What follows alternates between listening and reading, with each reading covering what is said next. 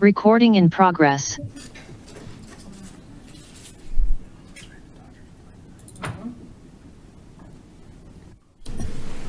All right. Good evening, everyone. I'd like to call to order the regular meeting of the Superior Town Council for Monday, October 27th, 2025. Can we all please rise for the Pledge of Allegiance? Pledge allegiance to the flag of the United States of America, and to the republic for which it stands, one nation, under God, indivisible, with liberty and justice for all. Roll call, Shannon. Mayor Mark Lasis, Here. Mayor Pro Tem Jason Serbu, Here. Councilmember Heather Craycraft, Here. Councilmember Mike Foster, Here. Councilmember Jen Cowish, Here. Councilmember Stephanie Miller, Here. Councilmember Neil Shaw, Here. Assistant Town Manager Martin Toth, Here. a Town Attorney Nicholas Hartman. Here. All right, up next is item 2C, approval of the agenda. Do we have any changes that we would like to make to the agenda tonight? Otherwise, I'll entertain a motion to approve. I would like to pull 5E, please. All right, 5E is pulled. Any other pulls? All right, I'll entertain a motion to approve the consent agenda with 5E pulled off. So moved. Thank you. I got a motion from Councilmember Craycraft, second from Councilmember Miller. All those in favor? Passes unanimously. And up next is our executive session, item 2D. Executive session to hold a conference with the town's attorney and special counsel to receive legal advice on specific legal questions pursuant to Colorado Revised Statutes, Section 24-6-4024B, and to instruct negotiators and develop a strategy for negotiations pursuant to Colorado Revised Statute 24-6-4024E regarding the Marshall Fire litigation and related matters. Do we have a motion to enter executive session? So moved. Got a motion from Councilmember Shaw, Second. second from Councilmember Foster. All those in favor? Passes unanimously. And as the Superior Town Attorney, it is my opinion that the following discussion constitutes a privileged attorney-client communication, and I am therefore recommending that no further record be kept of this executive session. All right. We're going to go into the conference room. Okay. You guys are welcome to stay here.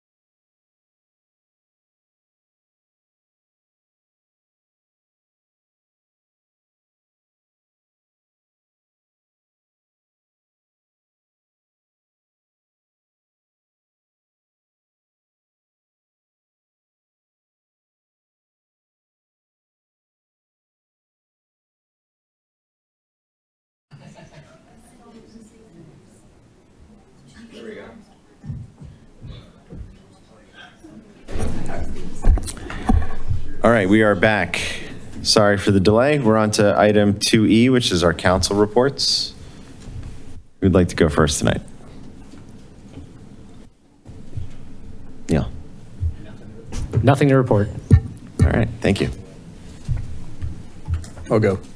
Earlier this month, I attended the Dr. Cog meeting on behalf of Neil since he was traveling, and the governor's office was there to provide an update on some of the rail projects that are happening across the state. Most notably, the Front Range passenger rail service, which will run eventually from Pueblo up to Fort Collins, and it looks like the Denver to Fort Collins spur is going to be up and running by January of 2029. They're finalizing negotiations with BNSF for right-of-way, so that's some pretty big news.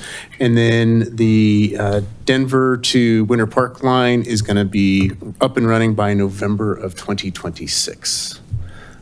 So pretty cool stuff for rail and getting people out of the cars. Hopefully that'll relieve congestion along I-70 and trying to get up into the mountains. But the Front Range passenger rail, I think that's going to be really exciting. And they're trying to do this on a very shoestring budget, so they're not going to be building anything. It's all going to be portable stations, temporary stations, so it's going to really keep the costs at a minimal. And they claim that they're going to be starting and running this line within existing resources and existing budgets. So, January 2029, Front Range service. Hey, Mike, was there any conversation about the potential tax increase that was going to go to the ballot in 2026? There was a briefing on that, but nothing about formally going on the ballot. Okay.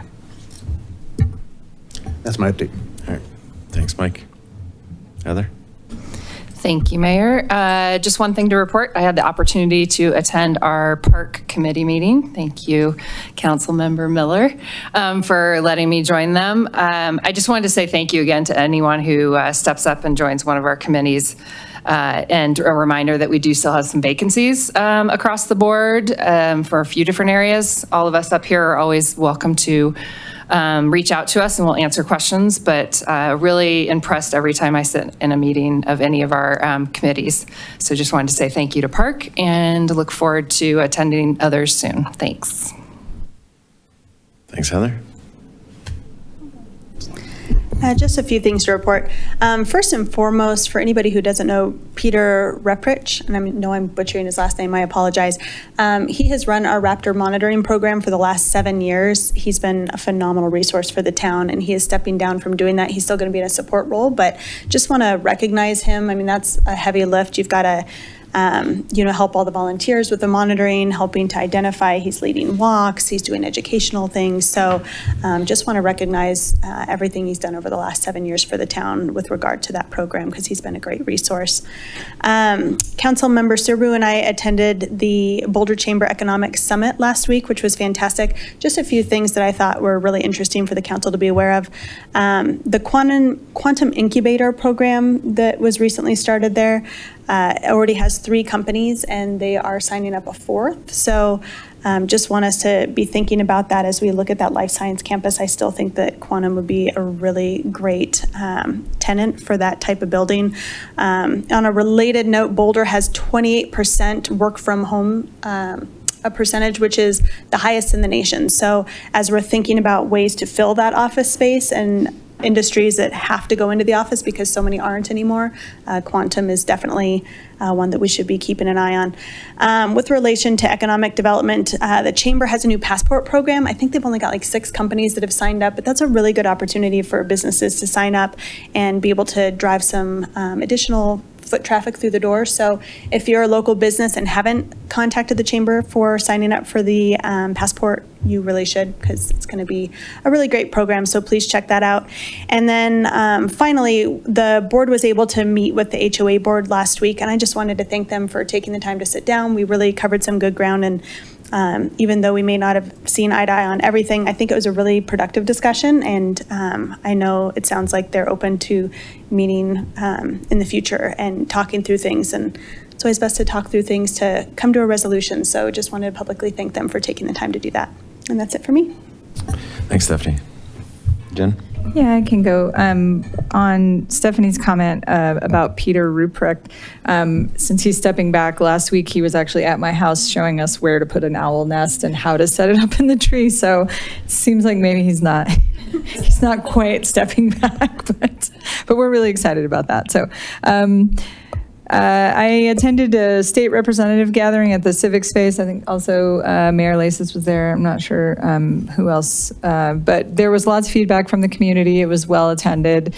Comments on airport and state budget cuts, and I just want to say thanks to the state leadership that was there. It's really important that they come out and they're available and they hear what people have to say at the local level to inform their legislative agendas, because that's the whole point. So I'm just really grateful for them to be out there doing that. And thanks to everyone in the community, for everyone who showed up for all of the protests last weekend, regardless of your political affiliations. The impacts at the federal level are already having impacts on our local community. And I just appreciate people taking the time out of their busy lives on beautiful weekend before we don't have as many of those anymore to show up and represent our community. I attended a stakeholder meeting for HB 241315. And so this is a bill introduced by Representative Brown on the study on remediation of property damage by fire. Essentially, it's a study to try to find a standardized way to recover properties that have had smoke damage. And for anybody here that went through that, you know that it really pits the individuals against their insurance companies because there is no standard for how you remediate for something like that. And this is impacting the folks in Maui County, the folks in LA are all dealing with this as well. So it's an important thing. And Colorado has really been a gold star standard for fire recovery communities since we went through the Marshall Fire. The legislation that has come out of that has been a starting place for other communities experiencing this. So that was an interesting call because they're trying to find something that is insurance companies will support, but the residents also get what they need, and that's tough. So at the Consortium of Cities meeting, we got updates on how municipalities support their residents in the field of mental health. Some of them have specific programs, and others, a lot like us, they rely on wraparound services from Boulder County, like our co-responders and county-provided mental health resources. I realize we don't have a lot of info on our site, so I'm working with our team to ensure we have an easy place to refer people for resources, especially with expectations of gaps in support in the coming months. As I almost called you a trustee. As Councilmember Miller mentioned, we met with the Rock Creek HOA board, and I just also really want to thank them again for their willingness to engage and explore ideas mutually beneficial to the town. I felt like it was a reset that we needed, and with the new board members, I look forward to working together on mutual efforts. Oh, I think they're cutting me off. Huge thank you to Silk at the Monster Mash and our events team. I have a small child, so I don't think anybody, well, close. Oh yeah.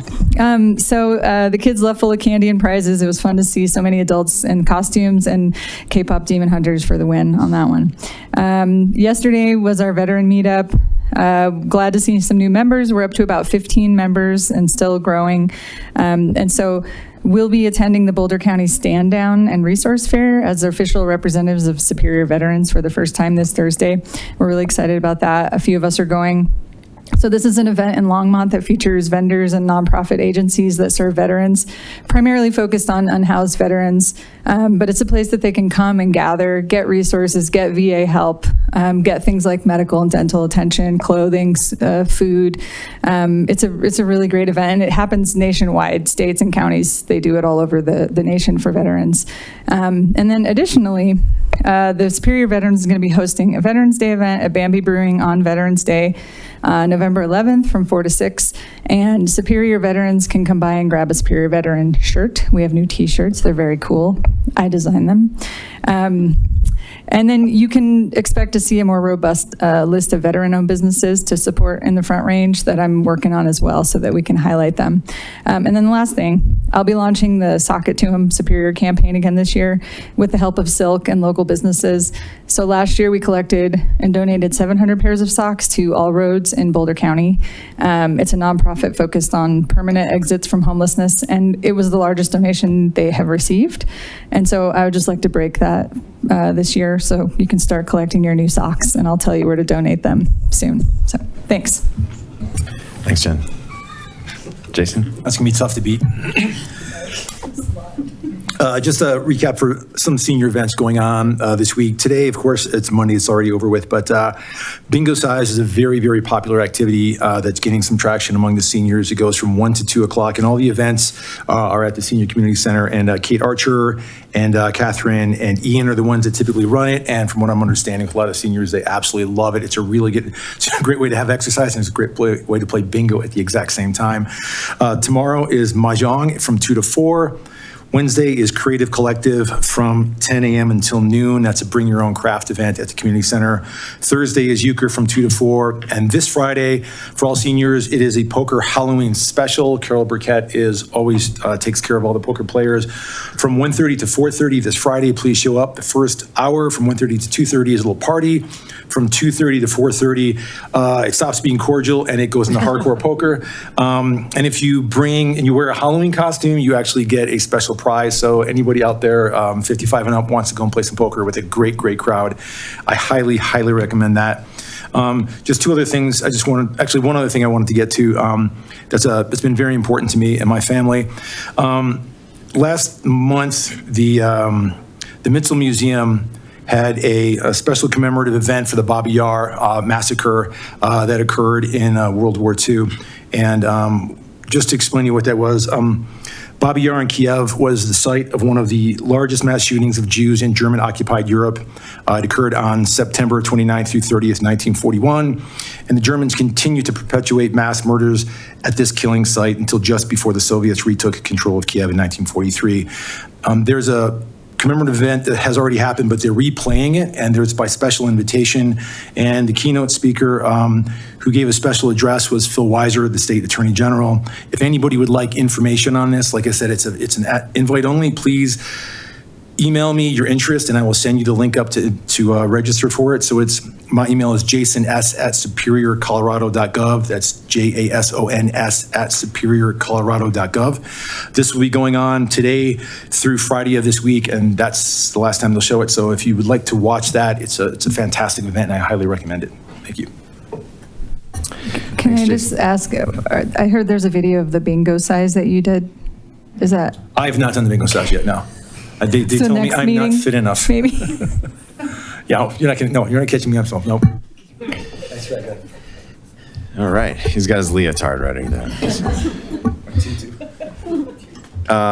Good evening, everybody. Good to see you all. A couple things to report. I attended the October 14th town hall that Mayor Pro Tem Serbu and Councilmember Cowish were at. Councilmember Foster was at. So State Senator Judy Mobley, Representative Kyle Brown, and Representative Leslie Smith gave a town hall at our brand new downtown civic space, which was a great use of that venue. It was packed house. And if you're interested in watching that discussion, I believe State Senator Mobley live streamed it, so you can find the video on her Facebook page. The topics ranged from issues related to the shutdown in DC and the impacts that that's having at the state and the local level, various issues coming out of the state Capitol from last legislative sessions and things that we're going to be looking forward to this coming session.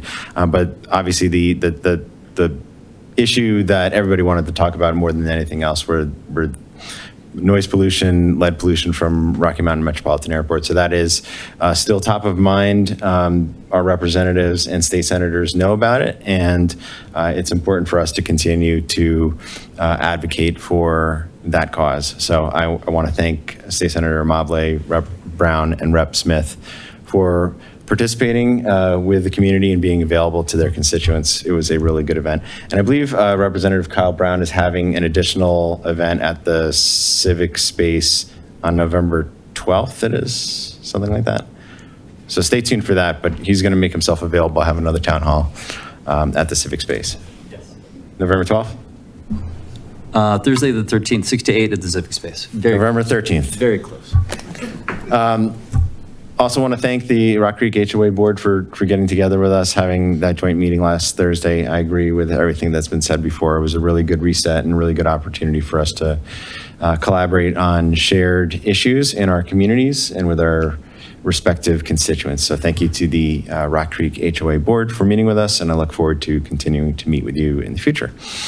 I want to also congratulate our Silk committee, and then also say thanks to Michaela, Allison, and Jeremy and the rest of town staff for helping to put on our Monster Mash event at the community center this past Saturday. There were hundreds of people there. It was a packed house. You couldn't find a place to park.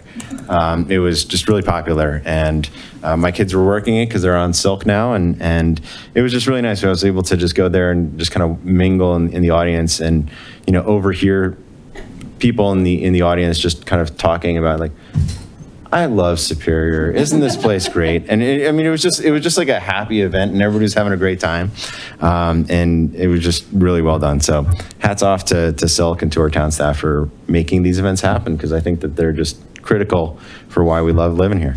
And speaking about events that you're not going to want to miss, one night only this week, Wednesday night, October 29th, from 6 to 8 p.m. at the downtown Civic Space.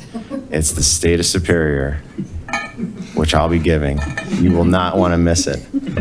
So, see you at the downtown Civic Space. It'll be videotaped, it'll be live streamed if you're not there. But tickets are going fast. First come, first serve. We'll see you at the downtown Civic Space for the State of Superior. And that's all I've got. Assistant Town Manager, Martin Toth. Nothing, Mayor. Thank you. All right. Town Attorney. Nothing. All right. Town Clerk. Nothing. All right. We're on to our public comment on our consent agenda presentations and non-agenda items. We do have a land use hearing on a rezoning application. If you're here to give public comment on that topic, we ask that you hold your public comment until that public hearing. If you'd like to give public comment, we have a sign-in sheet at the desk. Give us your first and last name and the town in which you reside. You don't need to give your full street address. We'll take public comment first come, first serve for 5 minutes per person. If you're participating via Zoom, you can use the raise hand feature on Zoom, and I'll call on you in the order in which I see your hand raised. So anybody here in council chambers like to give public comment? Seeing nobody in the room, moving on to Zoom. Oh, we've got one. Okay. All right, Michelle Gazarek on Zoom.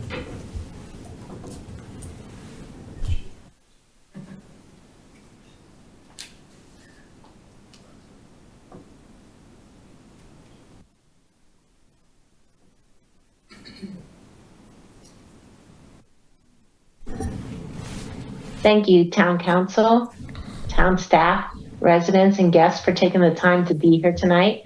I want to talk about something small we can each do that makes a big difference. Composting our organic waste instead of sending it to the landfill. Every time we toss food scraps, yard trimmings, and leaves into the trash, they end up buried in a landfill where, without oxygen, they decompose anaerobically and release methane, a greenhouse gas more than 84 times more potent than carbon dioxide at holding the Earth's heat in. Landfilling organic waste doesn't just waste space. It worsens climate change, causes ozone air pollution, and throws away valuable nutrients our soils desperately need. Now, here's the good news. Composting turns that same waste into a powerful resource. When we compost, we transform kitchen scraps and yard debris into rich, healthy soil that improves plant growth, conserves water, and stores carbon. It's one of the simplest, most natural ways to close the loop, returning nutrients back to the earth instead of locking them away in a landfill. Every scrap matters. Composting also strengthens our community. It extends the life of our local landfills, supports local gardens and farms, avoids methane-derived ozone air pollution, and keeps our town cleaner and more sustainable. Imagine Superior leading the way, where every household and business takes part in building a circular system that gives back to the land we live on and nourishes our bodies. Our students in Superior Elementary and El Dorado K-8 school have been practicing zero waste habits of reduce, reuse, recycle, and compost for over 2 years. Residents can compost their leaves by taking them to the yard waste drop-off site or register for the Girl Scouts Fall Leaf Drive this Sunday, November 2nd. Free leaf bags are available while supplies last at the Superior Community Center. And we have a great opportunity to learn how to reduce, reuse, recycle, and compost this Thursday, October 30th.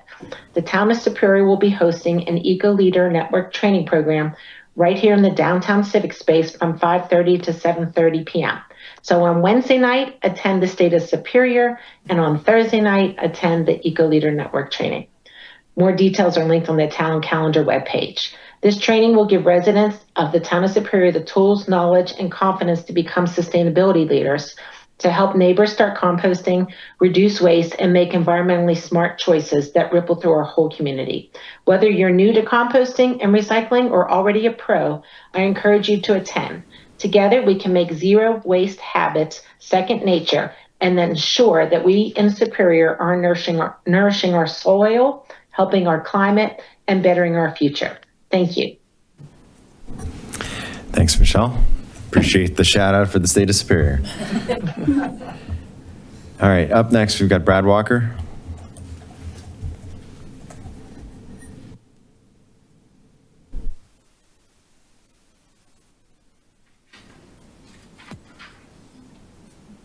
Good evening. Can you hear me? Yes, we can. Good. Sorry I'm not there in person or video. I'm stuck on the ground in North Carolina waiting out a storm at an airport. Imagine that. But had a couple comments tonight.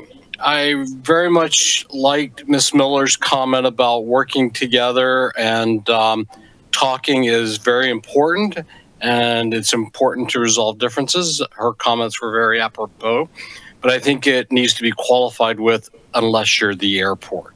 In which case, there is no conversation because I've never seen this board talk to anybody from the airport. It's always been a one-way dialogue. Having said all that, I thought it was very important and informative that the town board met with the HOA. I watched that and I've rewatched it several times. I think it's becoming obvious that, yes, the town is on the hook for fence maintenance. And that's what basically the HOA has been saying all along. And I commend the HOA board for showing leadership on this issue and trying to protect the members of the HOA.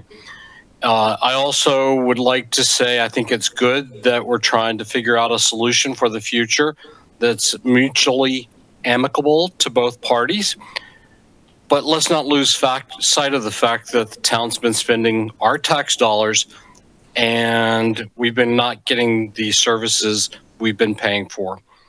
And that is not a good thing for the taxpayer or for the town of Superior.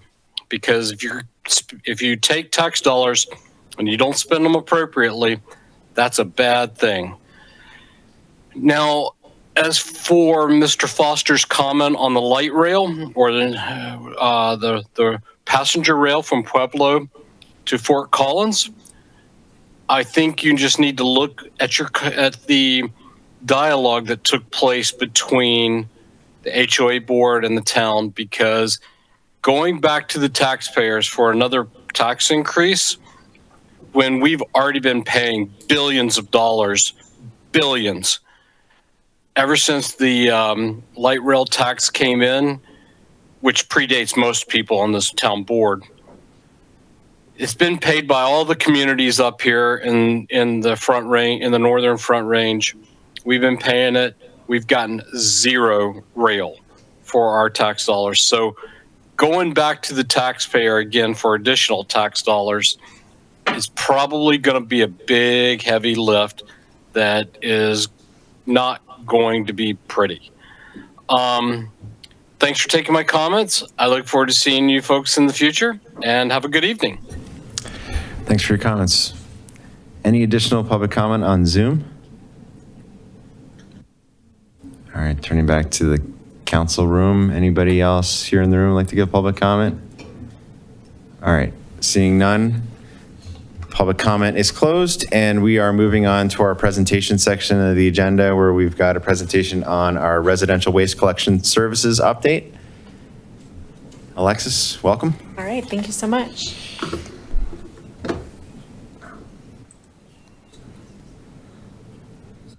All right.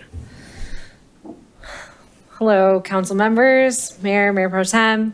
I'm Alexis Bullen, the Sustainability Manager for the town, and I'm here tonight giving you an update on how the new waste service has been going since you all approved that contract last October. So just a little bit of background. We started this service for residents on the town contract at the end of March this year, and as of last month, the count was 1,162 households. So quite a few neighborhoods, and we rolled out a bunch of new services this time. So that's part of why we're here talking tonight. Now compost is included instead of an opt-in service. All the waste streams are picked up with EV collection trucks. We switched over to volume-based pricing, which is based on the size of your trash can. And then with all those changes, we also wanted to make sure, of course, that education was now included. So not just from the town, but Republic commits to sending mailers to our residents, calendars, and other good things. So with this volume-based pricing, something we really heard that residents wanted was the choice to pick different size cans. So you can now choose from 3 different cart sizes for your compost, recycling, and trash, but the price you pay is based entirely on your trash cart size. So there's a price incentive to have a smaller bin. And it's fluctuated a little bit over time. It is not consistent month to month because residents can now choose to change which carts they get up to 3 times per year for free. So really, people can find the right service level for them. If things change, they can change that. But what we're seeing on average is about 10% are in the largest size for trash cans, about 60% are in that medium, and then about 30% are in the small. So a pretty good breakdown. And as you all know, before everyone just had the choice to have the big 95-gallon bin. So I'm really excited that this has rolled out and there are more options. Do we have any idea on whether people have been getting a large can, trying the small can, like actually exchanging them, or have people committed to what they have signed up for? So you can see a little bit, the graph is like month to month. It changes a little bit, and Republic could probably speak to more of that on the customer service side, but I've heard anecdotally for sure that some people tried a larger bin and then found they weren't filling it and went down a size. Some people tried a smaller size and thought this is not quite right and went up a size. And so, I think it's fluctuated a little bit, and it'll be interesting to see when we have more than 5 months of data as well, to see how it changes over time. As mentioned, you can choose different cart sizes for any of your other carts as well. The price you pay only is based on your trash cart, but you can pick the small, medium, or large for compost and recycling as well. So I wanted to highlight that a little bit. I'm going to talk a little bit more about composting on future slides, but just in terms of the carts that people are picking, we found that about 98% of people have the small carts, which makes a lot of sense when you're looking at the makeup of who is on our town contract currently. So it's downtown, it's a lot of neighborhoods that may not have yard waste that they're managing themselves. And so a lot of what people are composting is food scraps, and you would have less of a need for a larger size cart. For recycling, we are seeing that a lot of people are sticking with those large carts, which again, I think makes sense when you're talking about cardboard and other things that are a little tricky to fit in your bin. But about 18% have medium and 11% have small. So really, again, we're seeing that people are picking the right sizes for them, for what their waste looks like, and really excited they have that choice. One more thing I wanted to highlight is that only 7 residents have extra carts. So you can pay an extra $7 a month when you're already at the largest size of whatever your cart is to have an extra of any of the carts. But really only 7 people have done that. So what that says to me is that this service level is working well for people. That in general, people are not exceeding what they can put in their cart each week. Alexis, just a question on the extra carts. Is that extra trash, recycling, or compost, or any of the 3?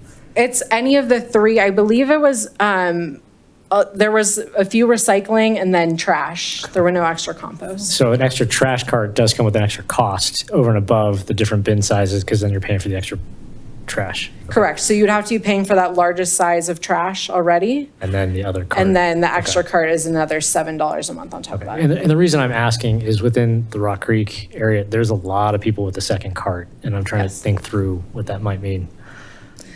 Yes. Yeah. So they would be paying extra, and they're paying extra right now as well. This is how it was, I believe.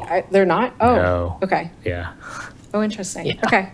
On our previous contract with Waste Connections, Okay. you Yeah. still had to pay extra for the extra cart. Yeah. Yeah, the HOA, Yes. no one pays extra for anything except for compost. Interesting. So, yeah, thanks. For the extra recycling carts, do they Sure. not have to pay for that because it's not an extra trash cart? It's for any extra bin. So it's $7 for an extra trash bin, an extra recycling bin, or an extra compost bin. So there's still an extra cost for just having the bin, regardless of which stream you go with. Thank you. So that cost is just basically covering, because the truck's there and it's the driver's time to empty it. Correct. Right. And it's more waste that Republic needs to dispose of. So I wanted to highlight compost. As you all know, this is something that's new to have it not be opt-in. And prior to this new contract, there was about 100 residents total in Superior. We didn't have an exact breakdown between the HOA and town, but we were all waiting to kind of see how many people would keep it, what would happen with that, again, especially with a community on the town contract that has less yard waste, right? And so really happy to see that about 65% of people have kept their compost carts. So you can opt out. It doesn't change your costs at all. Again, you're just paying based on your trash. But more than the majority of people have kept them, which is really exciting. And we're slowly starting to see a trend over time of, the amount of tons per month going up. It's a small snapshot, again, of only 6 months, so we'll kind of see how this trend holds over time. But we are doing a robust education campaign about composting. So I wanted to highlight that a little bit here. We actually got some money through the Boulder County Sustainability Grant to do a behavior change campaign on compost, knowing that it was new for our community, knowing that many people were unfamiliar with it or hadn't done it before. And this is a little bit different than just a regular messaging campaign. So that's typically what we do through our government channels is we put out just a message. That's really great, but we brought on some consultants to help us look at how we would actually change someone's behavior. Because composting is a new thing in addition to what many people are already doing, our busy lives. So we really wanted to assess what messages would resonate specifically with Superior, what the barriers were to people who weren't composting, and to just really understand kind of where people are at in our community. So we came up with this Every Scrap Matters campaign, and we hosted it at 2 of the summer markets and Fall Fest. And this was a really exciting campaign for me. This is the first time for tabling that every single one of the events, we had at least one person, and at 2 of the events, multiple people who did actually change their minds and say, I'm going to call Republic and I'm going to get a compost bin. And that's not something you often see in real time.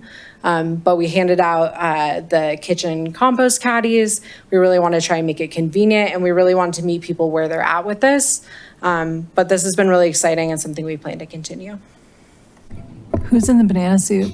That is Miss Peel. So that's our new mascot, Miss Peel.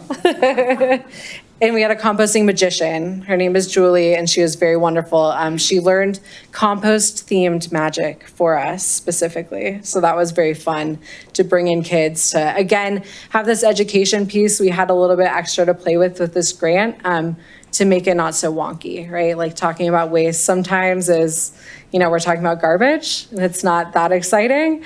But we brought in some magic. We have the spinning wheels. We have a pledge, or we have a sorting game that shows you how much of your trash is compostable, recyclable, and trash, with some kind of items in there. And we had a speed sorting. So very popular and a very fun event that we hosted.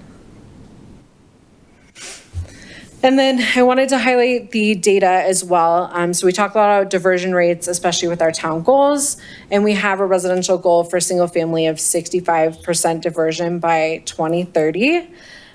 So we have a little bit of a ways to go still, but this is a great start. And I want to really highlight one wonderful thing about partnering with Republic is that we get data every single month from them, which is something that's really new. And we can really do that quality control and engage with them in real time. If we see something that looks off or different, we're a lot more likely to be able to fix it and work with them to understand what's going on. And their reports are certainly a lot more accurate than anything we've had in the past. So for the 6 months, we're looking at right now 36.8% as our diversion rate. Of course, we'll want to continue to look at that over time. It's not a ton of data yet, but really excited about that, especially because we recently uncovered an error in our reporting previously about our town residential rate. Waste Connections was only giving us town contract data and not community-wide data, including the HOA as well. And there were some other errors as well that we're still working on with them. But it's looking like previous years are about 25% and 26% diversion. But moving forward, we will have our contract, other residential, and then a community-wide diversion statistic where we'll incorporate the yard waste site, reuse in our community, like through our Resource Central pickup that exists for our residents now, and our hard to recycle event and things like that. That'll be a more robust big picture of diversion. So this is 37% of the people that are on the town contract currently. Correct. So yeah, we will have other numbers. All the waste haulers that operate in the town of Superior are required to give us their data through the Boulder County's retract system, but the quality control has been more complex with that. So I certainly have more trust in Republic's data that they're giving us. Alexis, what are you seeing on the contamination data for recycling or composting? I mean, just given behavior, I want the smallest trash can, but I'm just going to shove everything in the other two that are free. Is that actually happening, or is that just a It is not. And actually, Steve's going to talk a little bit about that next. He has some pictures of the only contaminations that's happened, but we are kind of so far a model community for contamination. Sweet. So not to jinx us here, and I'm going to let Republic talk a lot more about this, but it's actually been very surprising how little contamination we've been seeing. And I think especially on the compost side, the people who are doing it are people who really want to be doing it. So that's been really good, but it seems like so far recycling is pretty clean as well. But again, Steve has some slides that he'll show you about that. Yeah, and before I guess I missed it. What is our attach rate for composting? Of the 1,200 homes, how many actually have a compost bin? 65%. Okay, all right. So 757 people, I think. Great. Thanks. Yeah. All right. And then one last thing I wanted to highlight for council that is something that is coming up from the state is that extended producer responsibility is something that is going to be starting next year for us. So essentially, this is a bill that was passed at the state level that seeks to make anyone who's producing packaging, so your Coca-Colas, your Amazon, groups like that, pay into a fund that is going to help fund recycling and recycling infrastructure in our state. So that is really exciting because our statewide diversion rate is only about 15%. It's really, really low. And we're lucky to be in Boulder County here, where there's been a lot of investment in infrastructure, a lot of investment in waste policy. But the exciting thing about this is that there's going to be reimbursements for residents. So we are working with the Circular Alliance Action Group, who are administering administering EPR at the state level, we will request for reimbursement. And then they're still working on all the rules. So it's looking to be adopted around the end of this year. And we will work with Republic to kind of break out those costs, understand what those costs are just for the recycling. And we should be able to give some of that back to residents. So stay tuned for more details on that. Like I said, it's still in process, but that should be a really exciting thing for our state overall and recycling in particular. Does that look like, and you might not know this yet, but is that going to be a reimbursement where the residents pay up front and then they're reimbursed because of the program, or is that we can lower pricing for residents? I think it's going to look like we can lower pricing. So we're still working on all the details, but essentially it will be for residents on the town contract. As a government that manages a contract similar to governments that have the utility themselves, we're kind of going to be at the front of that line because it's much more simple for them to work with local governments to figure out what that process is going to look like. And it looks like we're going to be able to manage that on the billing side. But again, there's a lot about this process that they haven't formalized yet. So that's certainly something that I'll update you on. But I don't think they will need to be reimbursed. We will be able to, I believe, manage that through our process. Great, thank you. Sure. Alexis, Boulder County is contemplating a composting facility. If that facility ever gets up and running, do you see that having any material impact, no pun intended, on Republic's service that they provide in Superior? That's a good question. I am sure Republic can speak to that more. What I'll say right now is they have their own organic site. And so that would be something that we would have to negotiate with them because they want all the organics tonnage they can. So right now they've made a lot of investments that they're going to talk about into pre-sorting the organics waste, taking that organics waste. And I think that that's a valuable waste stream to them. So they wouldn't want to lose it. So as of right now, it would go to our public site and not the Boulder County site. But that's certainly something we could talk about. Great, thank you. Yeah. All right, I'm going to invite Steve Gilmore from Republic up here now. And just a real quick thought on the follow-up to Alexis's point about the producer responsibility and the credit that would come back to local government. Based on the conversation we had with the HOA, I mean, that could be another justification for the town taking over the full contract because the town would get that benefit and pass that financial benefit through the contract and pricing on to the residents, which doesn't sound like that would be available through the HOA. So just something to think about. All right, welcome. Welcome. Thank you. Steve Gilmore, Municipal Relations Manager with Republic Services.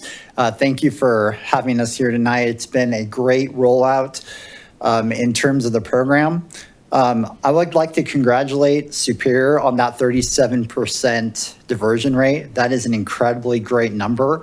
If you look at other communities that we serve, anywhere between 12 to 15%. So you're headed definitely in the right direction. A good program should be about 50%. So you're close to getting to where you need to be. So we have had a great rollout. My team, Susan Roundy, who's here, Matt Sylvia, who's also here. He'll be actually speaking here in just a second too.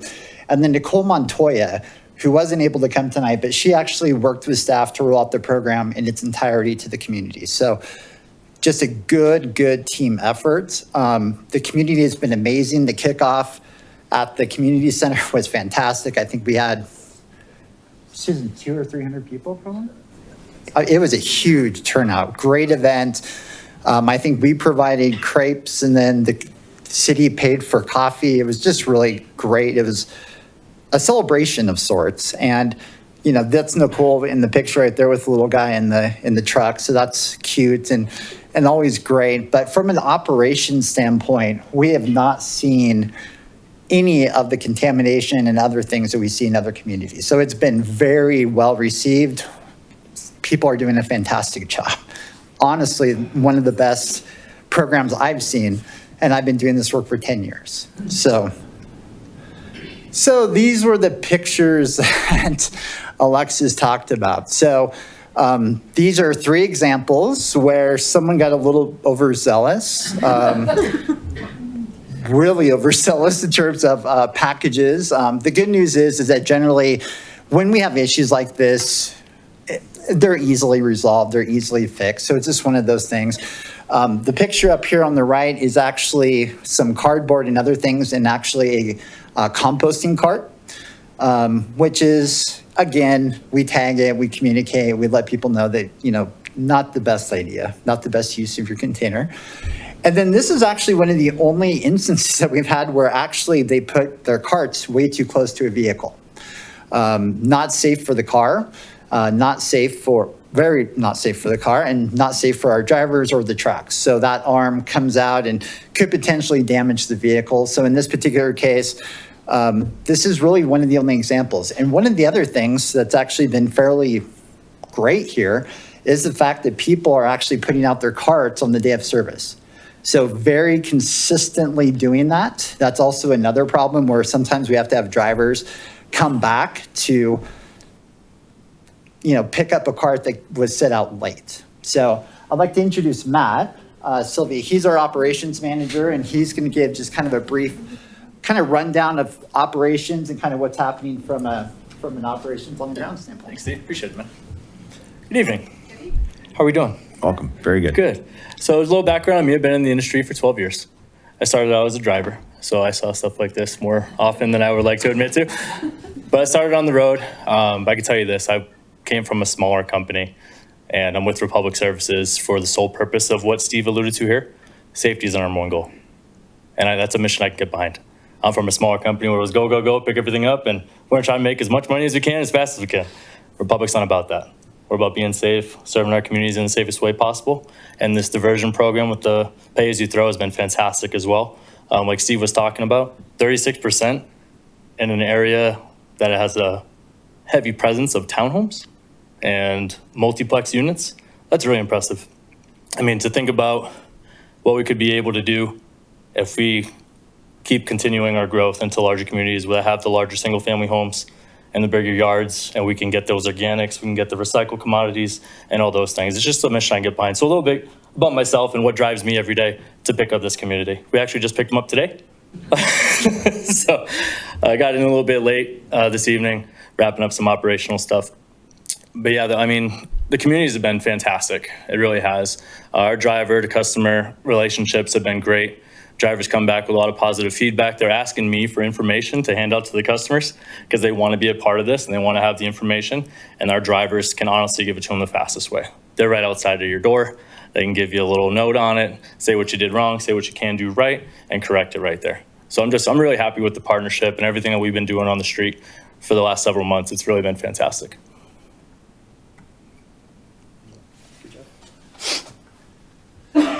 Any questions for Matt before he sits down? Okay, perfect. I just want to make a comment. Yeah. I've lived in other communities where if the carts are too close together, the driver just keeps going by, or they empty the cart, they slam the cart down, it falls over.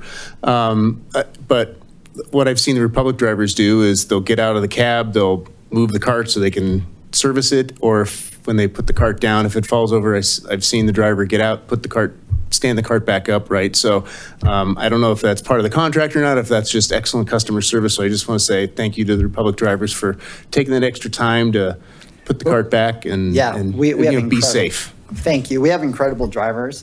And I think Superior is really lucky that you folks have the EVs on the street, because we literally have drivers on a waiting list to get on these trucks because they're so incredible. So you see our drivers that are in your community that are much more just passionate about their job, partially because that's their office for 10 hours a day. And that truck is a phenomenal piece of machinery. Superior was the third municipality in the country to convert to an entirely EV fleet, which is fantastic. Good news is we're going to have another Commerce City starting in January will also be an entirely EV fleet. So fantastic that they're doing that too. They're investing just like this community did in that technology. But we are committed to EV. EV is absolutely the way that, not only does it reduce greenhouse gas emissions, from a safety standpoint, these trucks are phenomenal. 360-degree camera, all sorts of crazy stuff, just top notch. And we were here from basically the ground up building this truck with Oshkosh and Volterra. Just a quick question on the Yeah. trucks. I know there's a high front end cost on these trucks. What are you seeing on the maintenance and sort? I know you mentioned the uptime, but are you seeing just saving money relative to their standard diesel or CNG? Yeah, so similar in terms of uptime, in terms of traditional trucks. What you have to understand about those trucks is that they're fully integrated from, oops, went too far ahead. So they're fully integrated. So everything that is operating that machine is connected to the battery, even the hydraulics, everything. It's pretty phenomenal.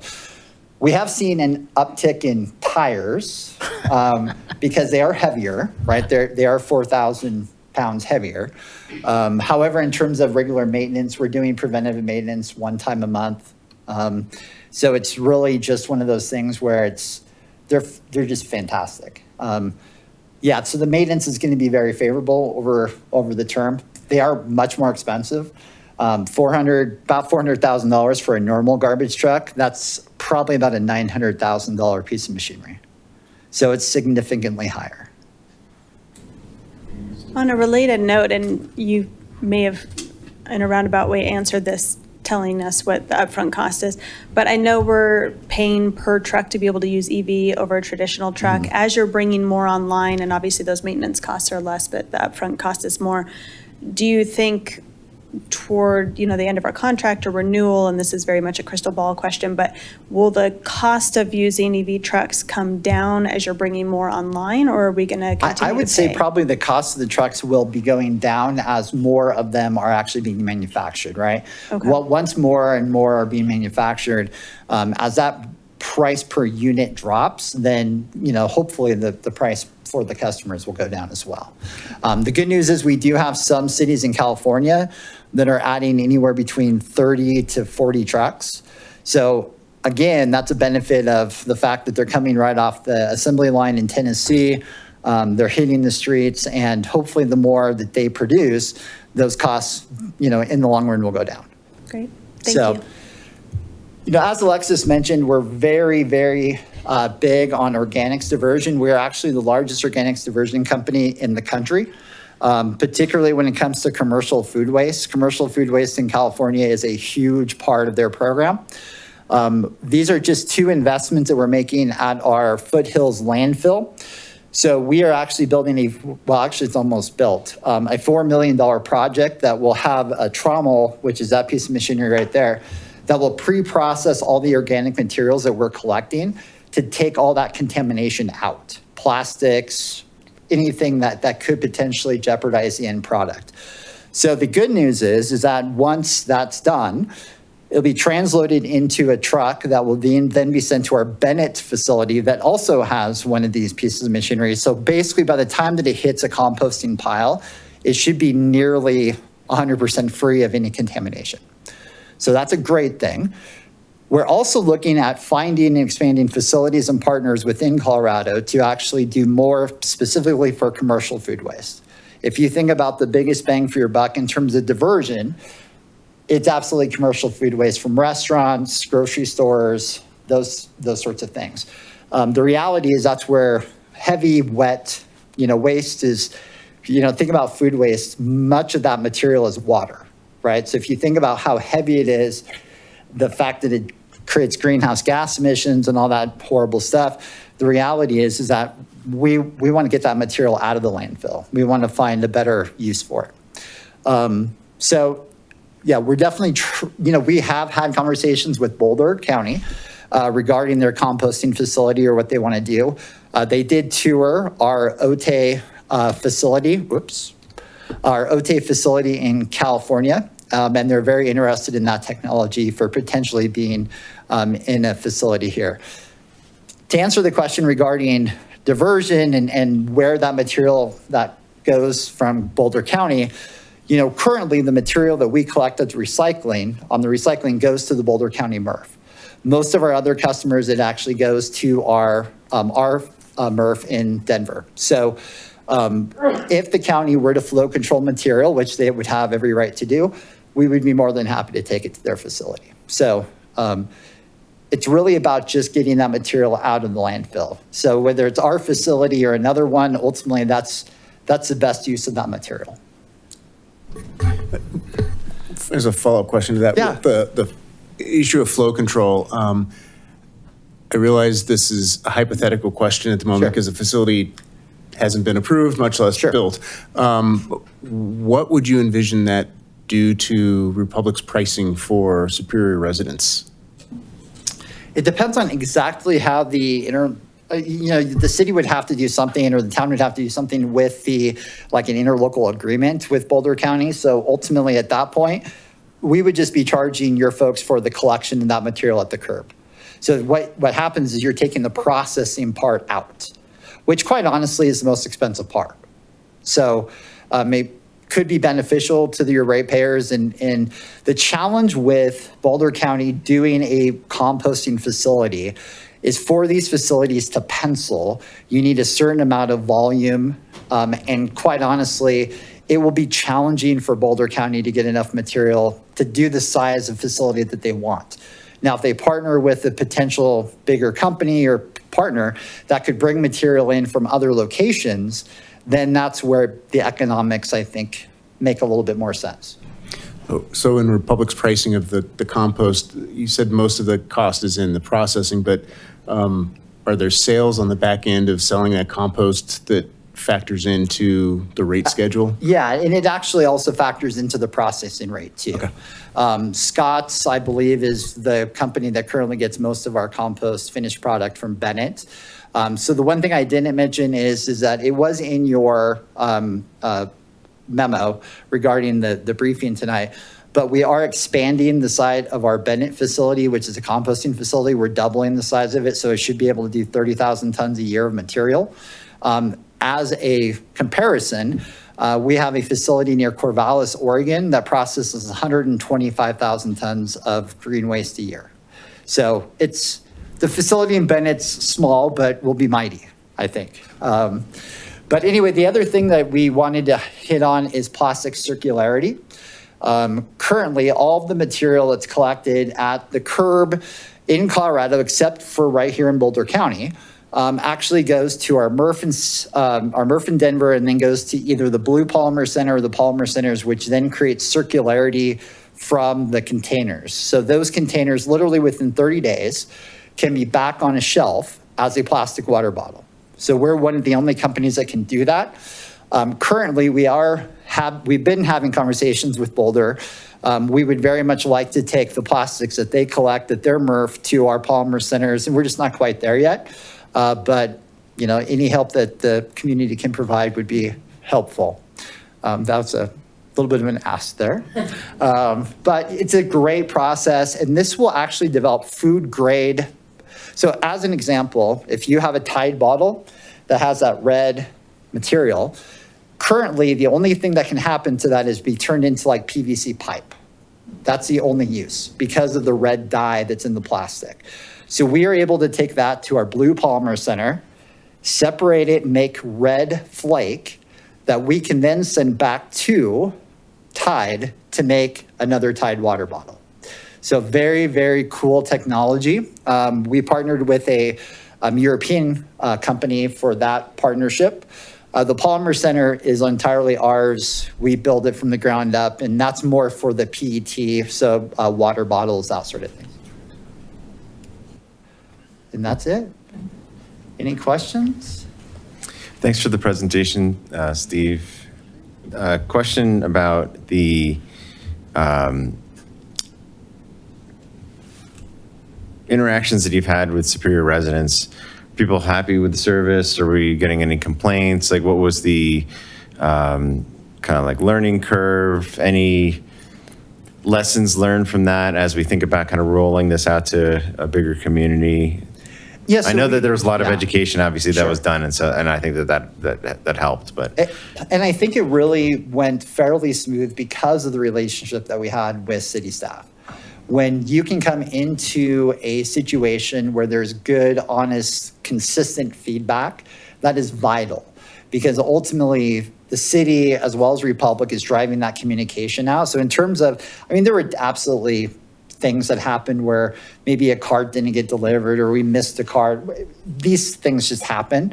But for the most part, compared to other communities, this was relatively seamless.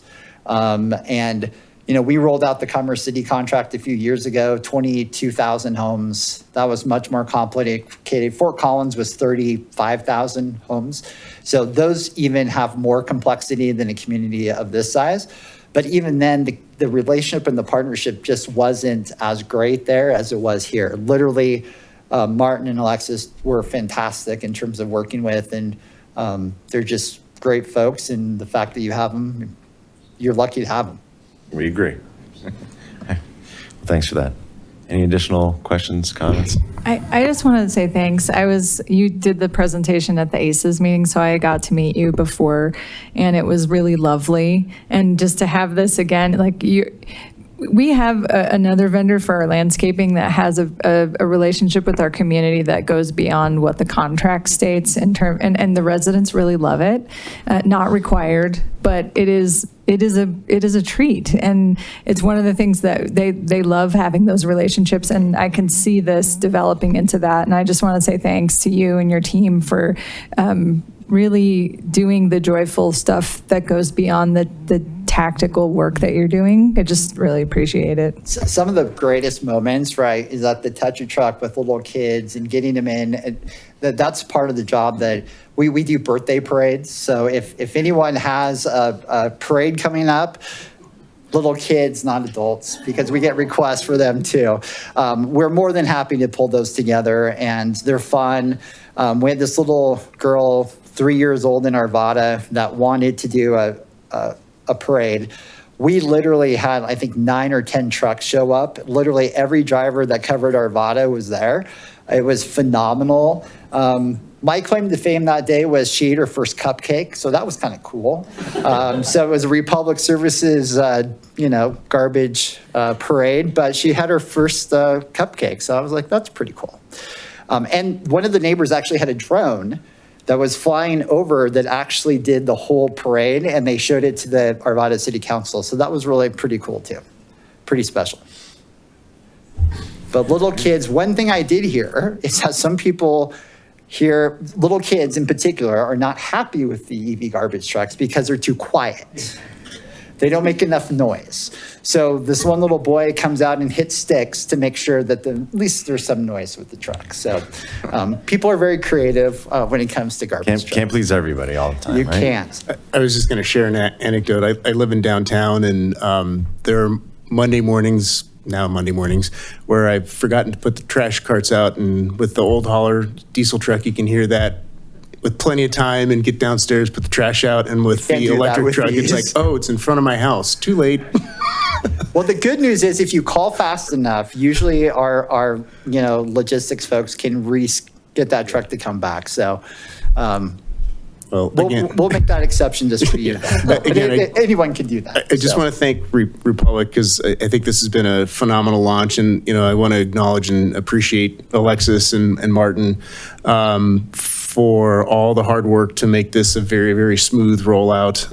And I know when this was presented to the Board of Trustees last fall, this was a completely new concept to Superior, and I just want to thank the board for taking a risk in trying something new, because this was a huge shift in how we used to provide service to how we're now providing service, and I think the results are really impressive and lay a really strong foundation for continuing to make progress on our sustainability action plan and our waste diversion goals, and what we need to do to expand this to all residents at Superior. So I want to just acknowledge and appreciate those members that were here last fall that took a risk and took a chance on going with this new 3-cart volume pay-as-you-throw with EV trucks and composting service. So kudos to everybody. Job well done, in my opinion. I'll just add on to that. The town board wouldn't make the decision if it wasn't for Alexis, and then also the ACES committee for actually doing the hard work to make the recommendations to us. So, we're only going to make the decision as well as we can be advised by our advisory committees and the people that are actually making the recommendations to us. So thank you to Republic for the partnership. Thank you to Alexis. Thank you to ACES, the rest of staff. It takes all of us to figure it out how to how to do things right. But I'm excited about this. I think we're moving in the right direction, and like to see where we can go from now. And let's get that diversion rate up and move it in the right direction. So I wanted to say one other thing. Superior is becoming very special to me for a couple reasons. So I moved here from Washington State in April. The Touch a Truck event was my first event in Colorado.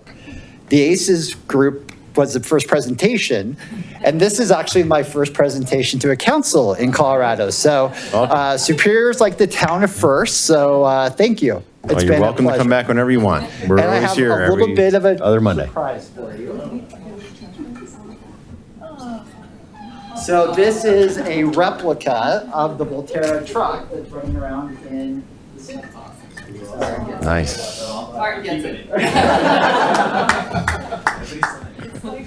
So thank you so much. It's All been a right, thank you. Appreciate it. For a week each, we get to take it. Like the Stanley Cup. All right. All right, we're moving right along. It's going to be hard to follow that. But we're on to item 5, which is our consent agenda. We have pulled item 5E, so at this time I'll entertain a motion to approve 5A, B, C, D, F, and G. So moved. I'll second. We've got a motion from Councilmember Craycraft and a second from Councilmember Foster. And we are spending money, so let's do a roll call vote, please. Councilmember Foster, Yes. Councilmember Cowish, Yes. Mayor Lasis, Yes. Councilmember Shaw, Yes. Councilmember Miller, Yes. Councilmember Craycraft, Yes. Mayor Pro Tem Serbu. Yes. All right, passes unanimously. And Stephanie pulled 5E. Yes, and I know staff is already working on this because I sent the email, so I don't know if Leslie ever heard back from the Artist of Silencio or not. But my question for staff was if it's possible to continue to lease these for another year or two so that we can stretch our CAPS dollars to maybe put up more murals ahead of Sundance, like we talked about doing with the Mural Fest that I know is still getting figured out. But it was essentially just a question around how to stretch our dollars if we can lease for another year or two and then use those dollars for other art purchases. That might be something worth considering. I know the Coyote Hawk, there was an issue with placement, both from a safety standpoint as far as creating a distraction around the school, as well as how it was placed so that you don't get the effect really as planned. So I know that might be an argument for purchasing now so that we can move that ourselves. But I don't know if Leslie heard back or not. And it's fine if she didn't, because I know it was, okay. Yeah, I want to make a quick question because the point was to try to buy these in this calendar year. Because we don't have any, I mean, CAPS still has some budget. There's not enough time to get another mural set up for this calendar year, which is why CAPS wanted to pull these purchases into 2025. Okay, and it's not possible to roll funds into the next year? No, because we already approved the 26 budget. Okay. Like, we don't get to carry funds over. Okay. So that's why they wanted to get the purchases done now. They've got, I think it was $50K that the board approved last week for CAPS budget for 26, which is focused on Mural Fest, which they'd spent a lot of time talking about. But yeah, unfortunately, we don't get to carry forward dollars. Well, that might answer my question then, so. But I'll let Leslie or. Yeah, that's the short answer is we can't roll and that's fine. And okay, that's totally fine. Yeah, okay, that's fine. That answers my question. Leslie's on Zoom. I see. You want to add anything? Good evening, Council and Mayor. I did hear back from the artist of the Silencio sculpture as well. Both artists are reluctant to move forward leasing and would prefer to move forward with the purchasing, although they didn't definitively say they wouldn't do a lease. I think they probably would. It's just preferred that they go ahead with the purchase. They've been on lease for 2 years now, so I think they kind of were planning on that taking place this year. Okay. Yeah, and just let me add one little piece of history here. When CAPS picked these two pieces, they were supposed to go in downtown, and we could not get heads or tails from DTS on where anything could go, and they reluctantly put these things in the medians where they're at now. So the thought was to relocate these to something better. Now that we own the plaza, and I think it was just an enormous amount of frustration because Coyote Hawk, it's really hard to even see it while you're driving past it, because then when you're looking at it, you should be looking at the road and all these other things. When it gets moved, I think it's going to just really unlock that piece. Yeah. So, I'm fine with it, especially knowing that we can't roll dollars. And What is the plan with figuring out a location for these? dialogue has started. I think there's a part with Coyote Hawk because it's a bunch of vertical pieces of metal, like, maybe on an elevated platform, so someone's not trying to crawl on it and turn it into a piece of Swiss cheese. I don't know exactly where it's going to be, but the point was to try to get it into DTS and Plaza shortly. I mean, I see the Coyote Hawk every day. I walk over to El Dorado K through 8 and see it from foot and then see it from the car. And it definitely would benefit from, because there's some junipers that are kind of blocking it a little bit. So it could definitely benefit from being elevated on a higher pedestal. And Silencio, I mean, I think is really cool and should just be in a more accessible place rather than in the middle of the Rock Creek Parkway. So, all right. Want to make a motion? Well, I'll open it up for public comment. Anybody want to give public comment on this item since it's got pulled from consent? All right, seeing none. Entertain a motion. All right.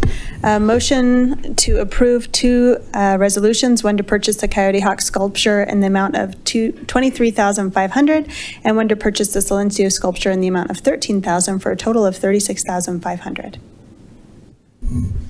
Second. All right, we've got a motion from Councilmember Miller and a second from Councilmember Shaw. Roll call vote, please. Mayor Lasis, Yes. Mayor Pro Tem Serbu, Yes. Councilmember Kawash, Yes. Councilmember Miller, Yes. Councilmember Shaw, Yes. Councilmember Foster, Yes. Councilmember Craycraft. Yes. All right, passes unanimously. And we are now on to item 6, which is our public hearing, consideration of an ordinance rezoning lots 1 to 2, block 2, and lots 1 to 2, block 7 of Minks addition to mixed use MU. Do we have proof of publication? We do. All right, I'll gavel in the public hearing. Good evening, Council. I'm Jeffrey Weathers. I'm a planner for the town, and I'll be introducing this ordinance to rezone lots 1 and 2, blocks 2 and 7 in Minks Edition of Original Town. The applicant is Scott Simkus of Simkus LLC, and he's here as well, and will be giving a presentation after mine. Oh, and I have a presentation, don't I? Thanks.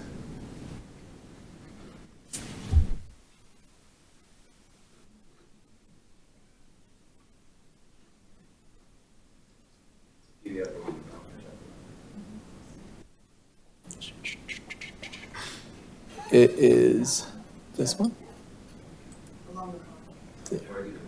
Oh.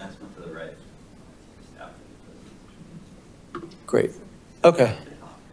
Great. Here we go. This is the vicinity map that reflects the location of the lots. There are 4 lots in total, and comprising about 0.64 acres, 2 on Maple Street, 2 on Coal Creek Drive, along First Avenue.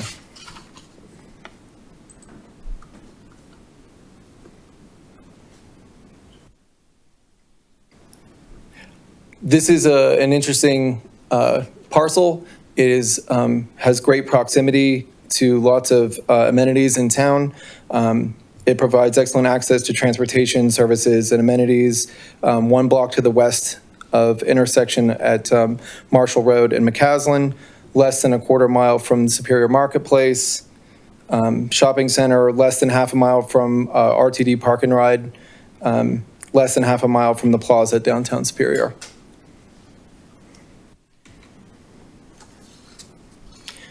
This is a map of the zoning surrounding the parcels. There are these ones here.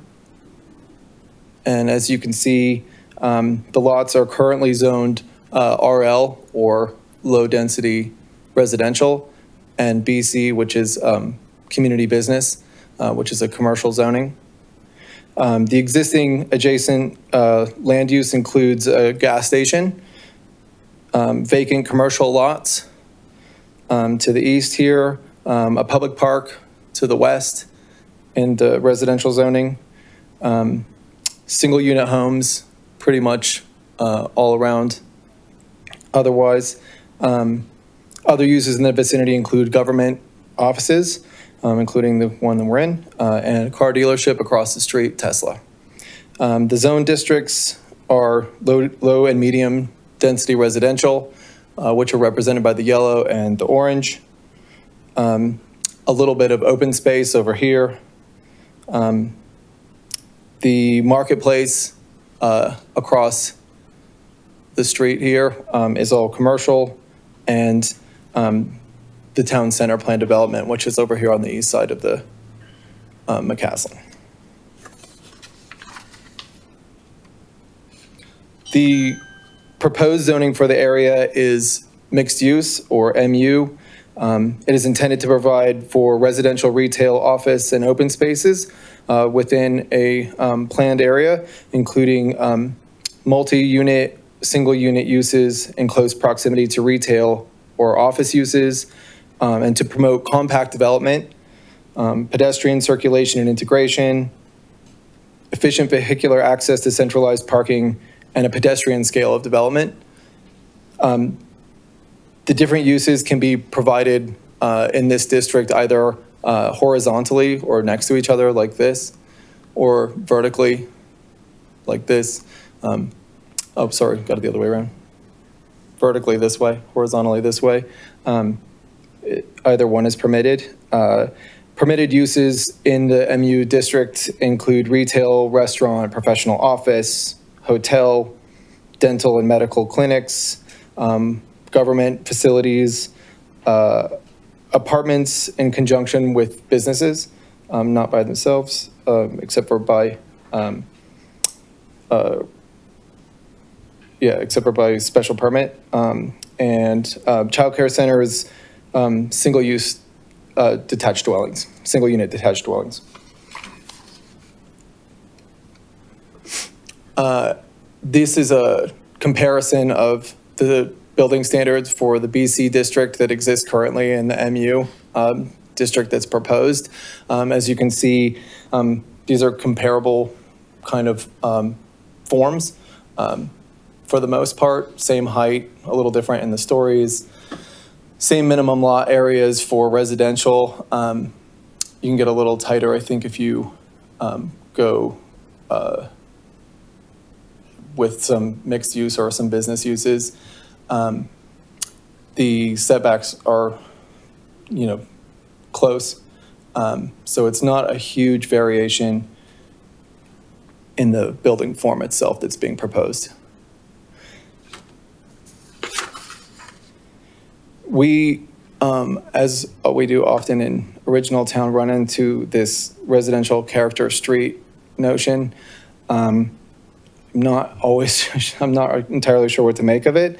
It's a little ambiguous whether or not this is permitted, but I would say that since it's unclear how this section of code is meant to be implemented, it seems consistent with the spirit of the code to protect residential character of Original Town, to incorporate mixed-use zoning as a buffer between what is currently commercial areas and the residential, existing residential and zoned residential areas.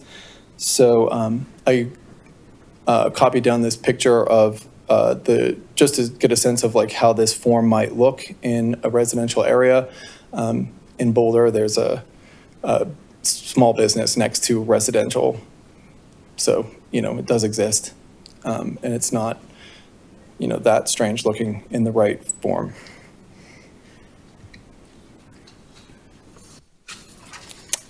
Staff analysis. Well, the 2012 comprehensive plan does not recommend mixed-use development for this area.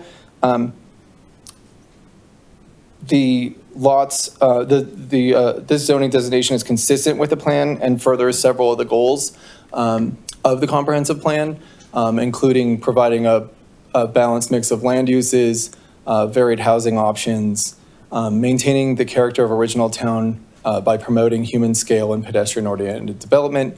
And then I thought I would point out too that the way that they talk about the residential, protecting the current residential uses is to not preclude rezoning proposals that propose to integrate new land uses into the area, but to just make sure they do it in a way that protects what's existing. So this area was contemplated as commercial, so it's not entirely inconsistent with a mixed-use zoning in a residential area. Just to back up one, I did want to point out that the development process here, it would be impossible to do a PD according to our code. PDs have to be 2 acres or greater. This is about 1/2 acre. So you couldn't go that route, but if this were, if a development proposal were to come forward, it would be a site development plan and it would have to be heard by council and the planning commission in public hearings. So it would not be something that would be a use by right in the sense that they could just build, unless what they were proposing to build was a single unit homes. Or I guess duplexes, but I'm not sure that's even allowed. But just to be clear, that could be brought in conjunction with the rezone request, right? Like the SDP site development plan could be brought at the same time to the board, or does one have to precede the other? I think that they have to precede it in terms of like, you could bring it at the same meeting, but you would have to bring the rezone first. I think this has come up before. You'd have to bring the rezone first in the meeting, approve it, and then move on. Is that right, Martin? Yes. So in order to have a site-specific development plan approved, you'd have to have zoning. So first you have to have a lot, then it has to be zoned, and then you'd be able to consider a proposed development for it. So it could happen at one meeting. You all have done that in the past, where you zone and then approve a project on the same meeting, but as long as the sequence is right for the ordinances. Yeah, thanks. Yeah, so on September 16th, the Planning Commission approved a resolution recommending the town approve this rezoning application.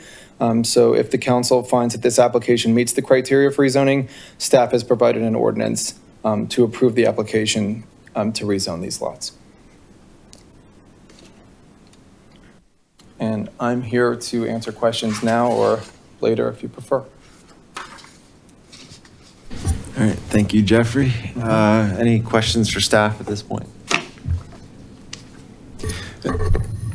The only question I have is with the proposed rezone and what could get built there and the proximity to the gas station, are there any additional safety protocols or measures that would need to be put in place with the gas station that close to a development, residential? Not that I've ever heard. Okay. Yeah. It is kind of surprising, but I don't think so. All right, why don't we hear from the applicant? Okay.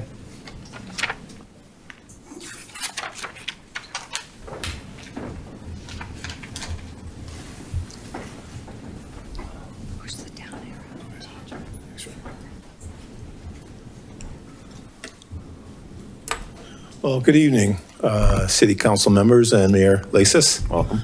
Thank you for making the time for this meeting tonight.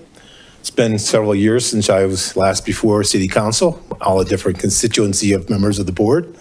Back then it was October 11, 2021, before the fire occurred.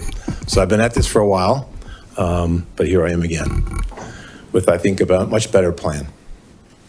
I want to start out with kind of just reading a little narrative that'll kind of capture some of the essence of what's possible if I were to achieve the rezoning tonight.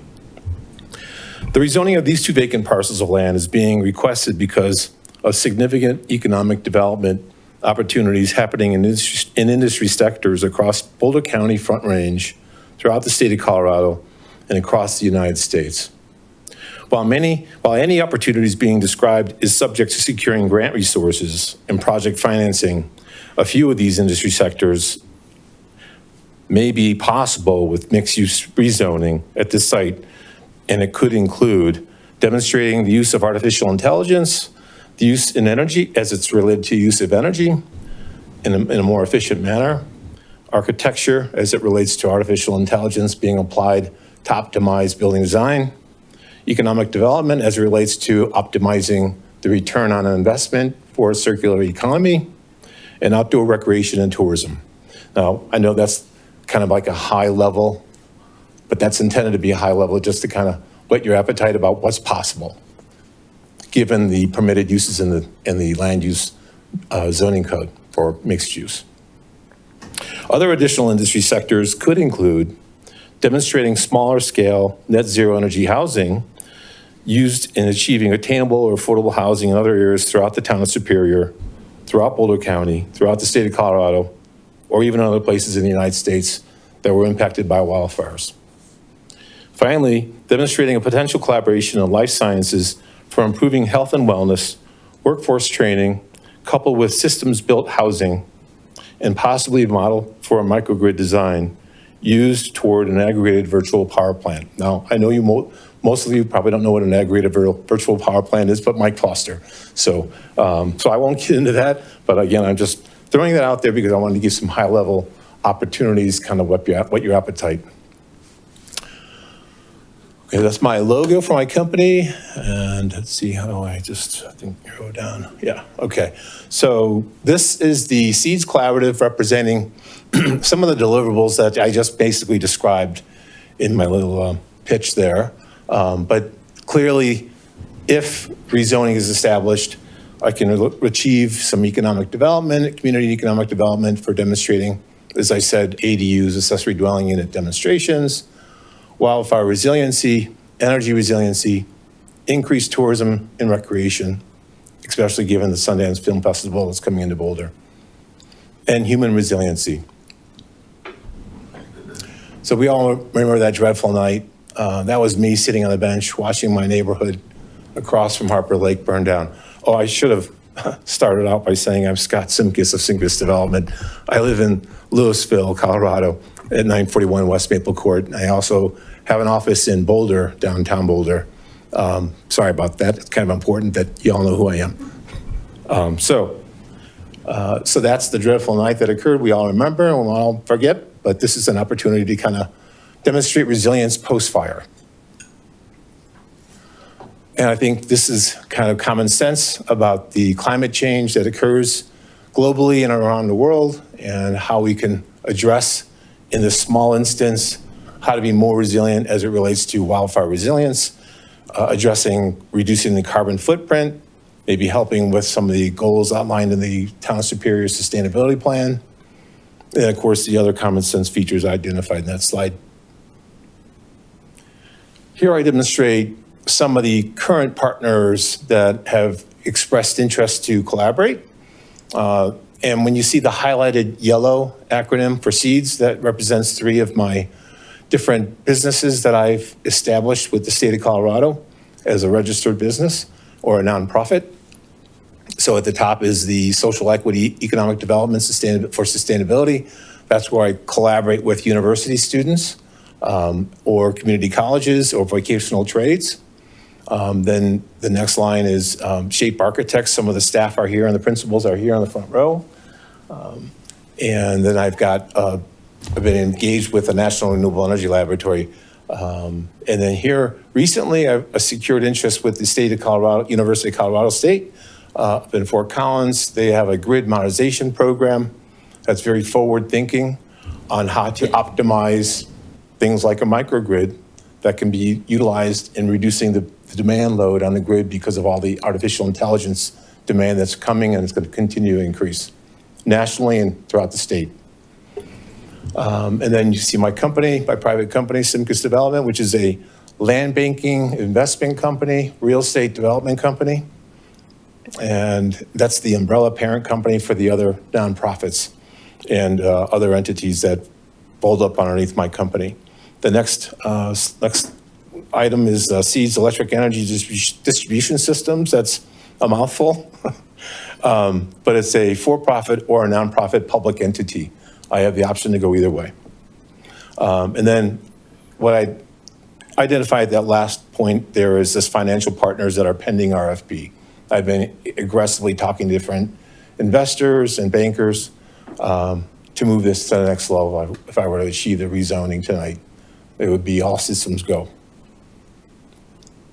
This is just a demonstration of an ADU that I built during the COVID-19 pandemic, kind of bored sitting at home. So I designed this ADU as a demonstration to show all these deliverables here: pandemic, wildfire resiliency, affordable ADU housing. But it was really built for my mother to give her an option on living with me while I was still a father taking care of my single daughter. And I should mention, I was kind of proud of this, that I designed it and got the permit for it, and I use a lot of recycled materials in building it. Some of the interior finish.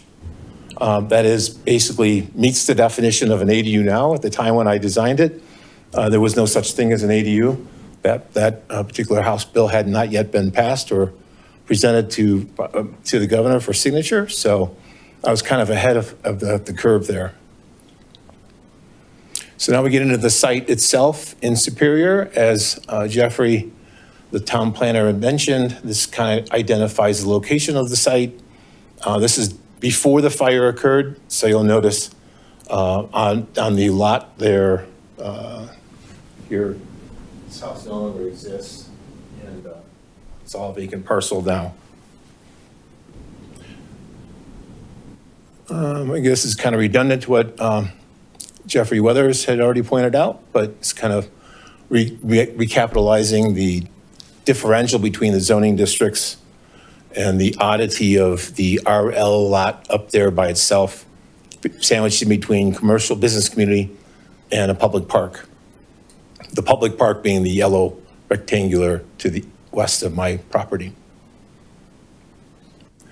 This slide represents what I could do with the zoning as it is today, as a use by right. But clearly, I'm demonstrating this really for the audience and council to really understand, while this could be easily done, I think, based on the current code and the zoning district, it doesn't offer the highest and best use, especially when you take consideration of the gas station there to the east, adjacent from my site. It doesn't feel like it would be appropriate to put, although I would if consider it carefully if I didn't get the rezoning, because I still would want to demonstrate what's possible. So I'm really asking for this rezoning for the purpose of trying to optimize the site for our highest and best use. I can't imagine how it would be a good thing for headlights coming out of the car wash there at ConocoPhillips and hitting all the bedrooms for the people who would be living in those units. This slide just captures the location characteristics of the site. You could see it there with the red rectangle and the yellow outline.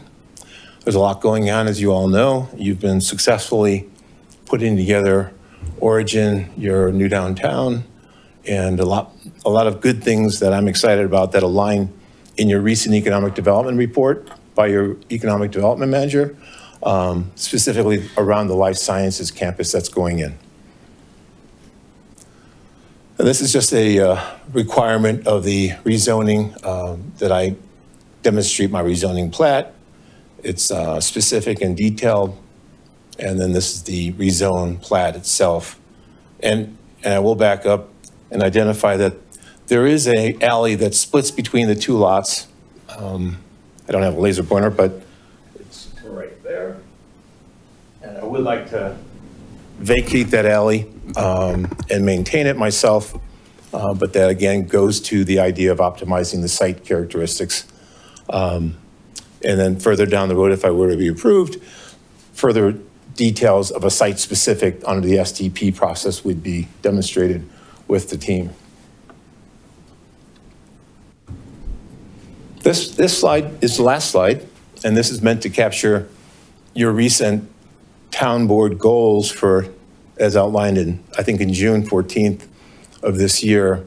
And I put a green star next to those goals that I believe this rezoning and ultimately the development we have in mind would align with. So the quality of life, we feel confident that this would improve the quality of life for this vacant, almost blighted area of town, because it's sat there empty for, since the fire, and it continues to remain empty. And so that's a kind of a common sense improvement that we believe we'll be able to make. The next bullet, Marshall Fire Recovery. That's another obvious benefit that will come as a result of our development. It'd be a great demonstration on how to recover post-fire. I'll tell you an interesting story. I ran into a gal from the Pasadena, California at the St. Julian Hotel, and she was fascinated by the idea of a small demonstration post-fire and wanted to follow up with me about the idea of aligning, what could happen here to help them in LA. So she's a staff member in the communications division for the city of Pasadena, California. So the next green star is how this project can realize some of the sustainability plans and goals outlined in the 2023, I think, Town Sustainability Plan. And it's basically trying to identify how to help reduce some of the greenhouse gas emissions by new development that employs optimizing energy use, utilizing clean renewable energy, and potentially other attributes such as electric cars that could find their way into the site plan itself. The next bullet, enhance the financial stability of business retention. This one I can't underscore enough, how this would be a benefit to the town's economic goals as it relates to driving more of what's the word I'm looking for? Basically a destination to Superior, whether it's the new downtown or original town or the Northwest Business Park to the north, across Marshall Road. We believe that with this small infill development, it would offer a reason for people, a further additional reason for people to visit the town of Superior and utilize the TOD transit station. And then this next bullet is engaging residents through outreach. That's a process that's required, and we would continue with our first efforts in reaching out to the neighborhood and the town at large. And we did that in November of last year. It was not required, but we did that, and we had a meeting at the sustainability or the town Superior Civic Center. No one showed up, but we were available to have conversation with neighborhood residents, and we sent out 80 letters as required, well, not required, but we sent out 80 letters, and we didn't have anybody show up, but we were prepared to continue that process. The last star, promote, manage, and identify development and redevelopment opportunities. This is kind of common sense, but on the first principles standpoint, we believe we can develop in a timely manner opportunities for public and private partnerships or opportunities to demonstrate great collaboration.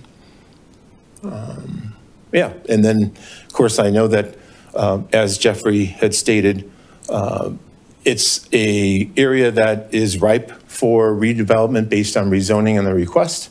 I do believe firmly that this would optimize the highest and best use for the location in town. And that's all I have. All right. And I'm around for questions. Thank you, Mr. Simkus. Questions from council? I've got one. So you'd shown kind of an overhead view of if it's not rezoned, what that might look like with the 2-bedroom units and then the commercial space. Do you have anything that shows what your idea would be if it is rezoned, kind of what the lot would be broken up like, height? Any idea what that might be? I do have a conceptual drawing, but I've been advised not to put that out at this step. It would just get brought into a deeper discussion around the STP and setbacks and light and building a bulk and scale and height and set all that criteria. We get kind of mired in a lot of questions, and then it could delay further my ability to rezone. So yes, short answer to your question is yes, I do.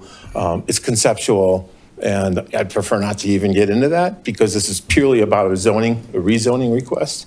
so that I can move, as Martin said, so I can move this forward in a sequential, linear fashion. Other questions for the applicant? Sort of along those same lines. So like, I understand you don't necessarily have a design that you're able to share with us, like a conceptual plan, but in terms of like the lot coverage and setbacks, you know, because there's going to be concerns from residents about if the mixed use zoning allows for 40 feet of height, is that right? Then, you know, what is, you know, is it going to be 40 feet of the entirety of the lot to the extent possible? And just like, what are the residents expecting if we don't have something to actually look at? You know, like what is reasonable for them to understand, just to understand what the impact on the surrounding neighbors is going to be? Yeah, Mayor, that's an excellent question, and it's logical. I guess the best way for me to really address that is that we would employ the full neighborhood outreach process and present these conceptual renderings and site plan setbacks and how we would manage traffic flow, how we would manage parking, how we would manage the photometrics on lighting, all these usual things that we would get into the weeds on through a neighborhood input process, right? So that can't be underscored and emphasized enough. But to kind of allay some of your pointed question about height, for example, you know, in development, as you all know, any development is subject to your ability to service your debt, right? And this pro forma that I've already put together has already been priced out for full construction, right, by my general contractor. So I'm really far ahead with this based on the height limit that's already in place, right, on the commercial lot. But what I like to do is have that mixed use so I can look at the flexibility and the feasibility of optimizing that pro forma such that I can get a stronger ability to service debt and deliver a much more rich project. So I know that was a roundabout way of answering your question, but there are ways to respect the height requirements and still also get that debt service ability to optimize that as well. But that's a creative piece that I would have to do with the team. But as a baseline, I've started with what I have already rendered based on a lower height than 40 feet. But that was just an exercise to show and demonstrate to myself and my investors this is feasible. Okay. And just for my familiarity with kind of what was there before the fire. So I know we're dealing with two lots, one of which is zoned currently BC for commercial, one of which is zoned RL for residential. The residence that was lost in the fire was on the BC lot. Correct. Right? And there was nothing on the RL lot? Never been developed. How did that get zoned VC if it had a residence on it? Do we know?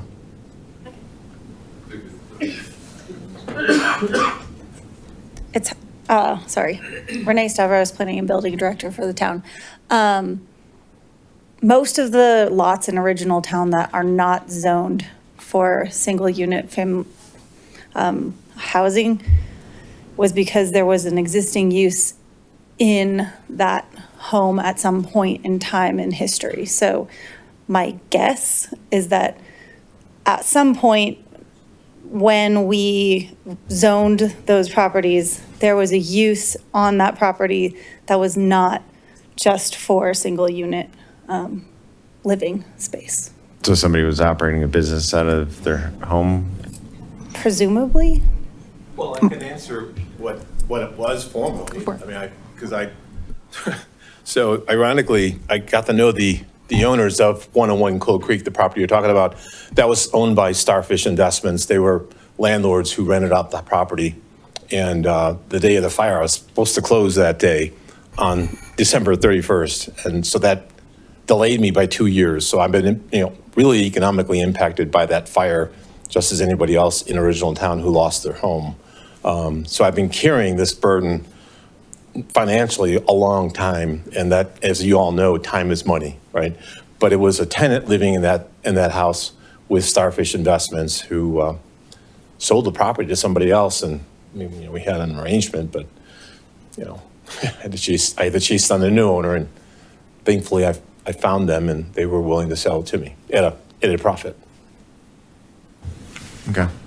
Mark, there was a nonprofit there operated for a couple of years that I got to know. It was used, so we've seen it kind of flux through the years, but that was before the tenant, so this was probably late 90s, I'm gonna guess. So yeah, so it has been a few different things through the years. So maybe it was rezoned to become BC to allow the commercial use at some point? Mayor, I'm familiar with a lot of the history of some of the blocks here. That particular block had been where the school was in a previous generation up until the 60s, and at some point there may have been a business there, but I'm not familiar with what the use was there when that house that Councilmember Craycraft is referring to, but it had been a part of a business and part of a home for several years. Okay, appreciate that. Kind of a combo use. All right.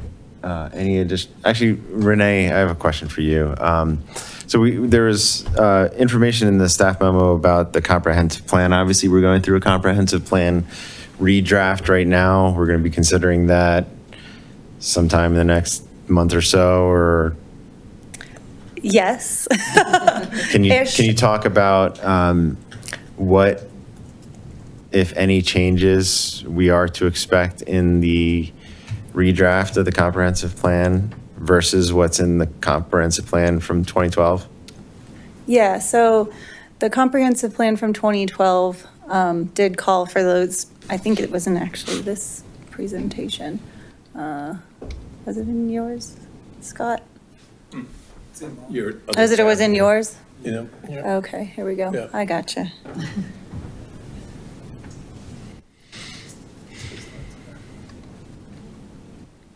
There we go. So 2012 plan singled these two lots out for commercial. The current renditions, options, scenarios that we're looking at for these two properties look at more of a mixed use, neighborhood scale, possibly residential, possibly office, commercial uses. That was your For- long-term zoning? So, no, it's not long-term zoning. The comprehensive plan doesn't do zoning. We don't zone properties. It looks at uses for these lots. So the comprehensive plan isn't talking about how we should rezone these lots. It's talking about the types of uses that make sense for these lots. So in line with the RCS, how there's adjacent uses, we look at adjacent uses, we talk to property owners to see what types of uses they've have interest in on their properties. We talk to residents and get their feedback on possibilities of different types of development for the properties. So our scenarios right now for these lots are generally mixed use scenarios for land use. They include neighborhood scale, residential, and business, commercial types of uses. Okay. That's Thank you. very not specific. You're welcome. Sorry. Is there still language? I mean, so there's a goal in the existing comprehensive plan about kind of the character of original town, and obviously that's important, and original town was impacted by the fire catastrophically. What is to be expected in the comprehensive plan redraft about that? Since this is an update to the existing comprehensive plan, a lot of that same language will be included. So it will take into consideration the fact that everything burnt down in original town and things are new, but it'll also talk a lot about, maintaining the residential character of the original town neighborhood and adjacent uses, speaking to that and ensuring that there's pedestrian scale development, especially in that transition zone between commercial and residential properties. Okay. Thank you. I have a question for Mr. Simkis, actually. A couple questions, sir, please. First of all, thank you for the presentation. It's a good presentation. You've been talking about whatever you're bringing to town is going to be this great panacea, which is going to improve the town. So obviously the question has to be, what is it you're planning on putting on these lots? Just an idea that you've got, but it's not fully baked and you want to bring it forward kind of begs the question, is it really going to be beneficial for the town or is it going to be beneficial for you? One of the things that I'm looking at for Coal Creek is that, I mean, we definitely have a traffic issue on Coal Creek. So I don't know what this business is on the corner of Coal Creek and First, and is whatever you're planning to put here going to increase the amount of traffic, not only coming westbound on Coal Creek from McCaslin, how is that going to affect traffic coming from the marketplace or Marshall, because that's also going to be coming down one of the worst intersections in the neighborhood, 4th and Coal Creek. Is that going to increase the traffic? What is it going to be a typology of business that is going to be heavy traffic volume or a lot of in and out, a lot of people coming, or is it just going to be people coming in the morning, parking their cars, leaving at 5 o'clock so there's not a heavy traffic flow? I'll let you answer that. I've got another question afterwards, please. Okay, great question. Great questions. So without getting in too much trouble of giving too much detail, I did mention with the Planning Commission, my intent as it relates, because this is important, I should have said this earlier. Some of the intent behind this project is to demonstrate historical character as it relates to the coal mine of Superior, the industrial coal mine. So I want to bring that architectural typology into the architecture that would be present in this building, in this location. So now I know that is nebulous, what I just said, but it has to be said because it's part of the plan, right? The architects that I looked for specifically have that kind of background, and it's more importantly, they also have that background in passive house and the very energy efficient design. That was critically important to me. And so go back to that question as it related to traffic impacts or parking. Now, I can't predict, ultimately where the traffic will be parked, but I will identify in that site plan utilizing by code the allowable parking on street and internally within the development. To the extent that I can optimize, that is driven by what architecture we build and the cost to build. I'll give you an example. You could build a subgrade parking garage, but that could break your budget on such a small development infill, right?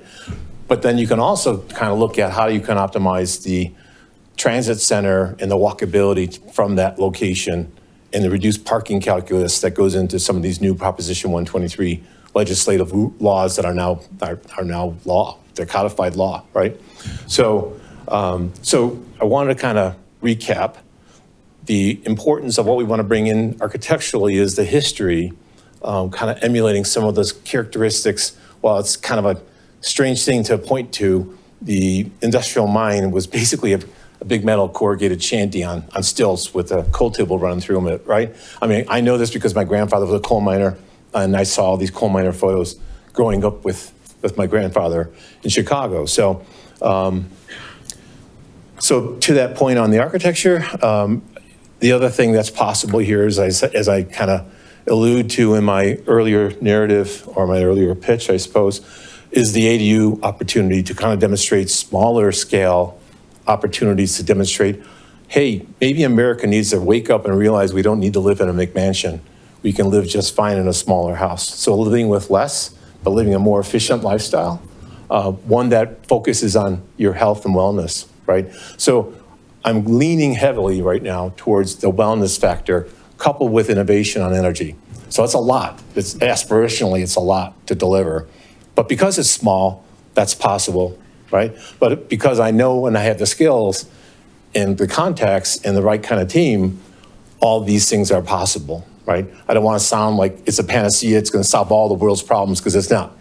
But it will address certain factors that are currently getting more and more news on the news. Like I just watched Bloomberg tonight, Bloomberg News, talking about the impact that AI is having on Google and all the layoffs that are coming, right? And there's no one who's going to be exempt from that happening, right? We'll all be impacted by that. So what I'm trying to do is demonstrate how do we get ahead of that curve, build a development that's going to be where the puck's going to be, right? So skate to the puck, be there before the problem occurs, and start heading that off and demonstrate how we can do that as a community. Second question then. You're asking to put something that's going to be mixed use, and it's actually a really good location for it. You're right behind the gas station and another commercial area, and directly to the west is parks. So it's not you're really directly affecting a contiguous residential area. One thing I do maybe want to throw out, one of the things that really is affecting Superior, we have zero senior housing going forward. We have, other than the affordable housing we're putting in, which is hitting our affordable housing numbers in downtown, we have no market rate senior housing for people who are basically aging out of place in their homes in Rock Creek, homes that are no longer usable for them. You mentioned, you showed the ADU, you mentioned something in the slide about aging in place on here. Do you foresee a larger residential area here rather than just half the lot when you subdivide it being residential and the other one being truly commercial? Or do you have an idea of putting something that could be all senior housing or some sort of implementation of the two? Truly mixed use, right? Truly mixed use. And I was saying earlier, I'm leaning heavy toward the wellness and the innovation around energy efficiency and renewable energy as it relates to a virtual power grid. So those are the two core principles, right? The wellness, the energy, but I have to say, core to my deliverable is demonstrating an ADU or two, or I don't want to say how many, because that's predicated on, again, financing, right? So while I'm not trying to get myself into a corner, I want to truly demonstrate mixed use development. And by the way, the town owns land to the west of me, the town owns land to the east of me, which is ripe for redevelopment and demonstrating ADUs, affordable, or higher density apartment with mixed office at the ground level, right? I know it's a difficult location that the town owns next to the gas station. I had a contract offer on it before you all were city council members, and the fire destroyed that as well. So I had really good forward momentum at one time, and that all got kind of literally blown to the side. So I am open to the idea of looking at how to optimize the town's land that's undeveloped that others have tried to look at in pencil and couldn't make the numbers work. Okay, thank you. Yeah. Another question for you, Scott. Assuming that we approve the mixed use application and some component of that includes residential, how many people could actually, like how many residents could we expect could fit on this site, just from a population increase? Well, so the hospitality play that I envision for this site, because 100% that's where I'm leaning heavy with this mixed use plan. So hospitality, as you all know, you have a recent ordinance you adopted, I think last year, that addresses, ADUs or I think extended stay no more than 30 days, right? So under the mixed use, hospitality hotel is a permitted use, right? So to answer that question, while I know that the town has a major deficit on affordable housing, what I would suggest is that this would demonstrate the possibility of wisely showing how an ADU can be built, how it performs, the metrics on how it performs, the cost to build it with a local provider who I've already collaborating with now, who would be my builder of these, let's just start with one ADU, because I don't want to get myself in trouble. But there's possibilities that demonstrate a variety of different ADUs, right? And then show the metrics on that. How does it perform? What does it cost? How can you finance it? And then how can you then apply that process in your backyard if you have enough land area in the town of Superior? So while this may not be perfect, because I know the town was concerned a little bit about density in this particular location because it's so highly visible. I mean, I'll be honest, the code does allow for me to build, a multi-story apartment under the current law, right? Under Proposition HB 24-1313, right? But I don't want to be pushed in that direction. I'd rather deliver something that's far more economically a return to the town, really for the community, as a mixed-use development that emphasizes energy efficiency, health and wellness, and outdoor recreation. I got a quick question for Renee. And I apologize because I cannot remember, what is our TOD map? Would this fall into our transit-oriented TOC, TOD envelope? And if so, for 0.64 acres, the target's 15 units, 15 housing units per acre. So at least 10 if we're in the TOD realm, which I think we are, because this thing is like, you can see the bus station from here. Yeah, it does fall into, I'm not sure if it falls into the quarter mile. It's close, it is in the, so it's in the quarter mile and the half mile. So so both of the House bills that passed. Right, so there's a target of 40 units per acre. Correct. And then and I get confused, 40 or 15, right? So for, call it 2/3 of an acre here, we're somewhere between 30 and 10 units need to be placed here per the state mandate guidelines or whatever. If it were evenly divided across like all of the area, then something, I don't know that I've done the calculations to know exactly what it is on a property specific to this, but generally speaking, we need a lot of units within that quarter mile area. And we just need to zone them. Yes, per Jeffrey, that is correct. Thank you. We zone for that allowed use. We don't have to actually build all of those units. Right. But we have to allow for that zoning. We have to allow for it, yeah. So the mixed use does allow residential development in conjunction with other uses, and all of that would come to you all for a review before it was built. The only thing that could be built as a use by right without coming back is single unit or duplexes. Right. Okay, thank you. Can I add one thing to that? Come on up. Renee, I believe in the new code or codified law under Proposition 123. I believe you get greater variance on height density, per your question, Councilman Shaw. You would likely get a 4-story, 5-story building permitted under the codified law. Now, I'm not a lawyer.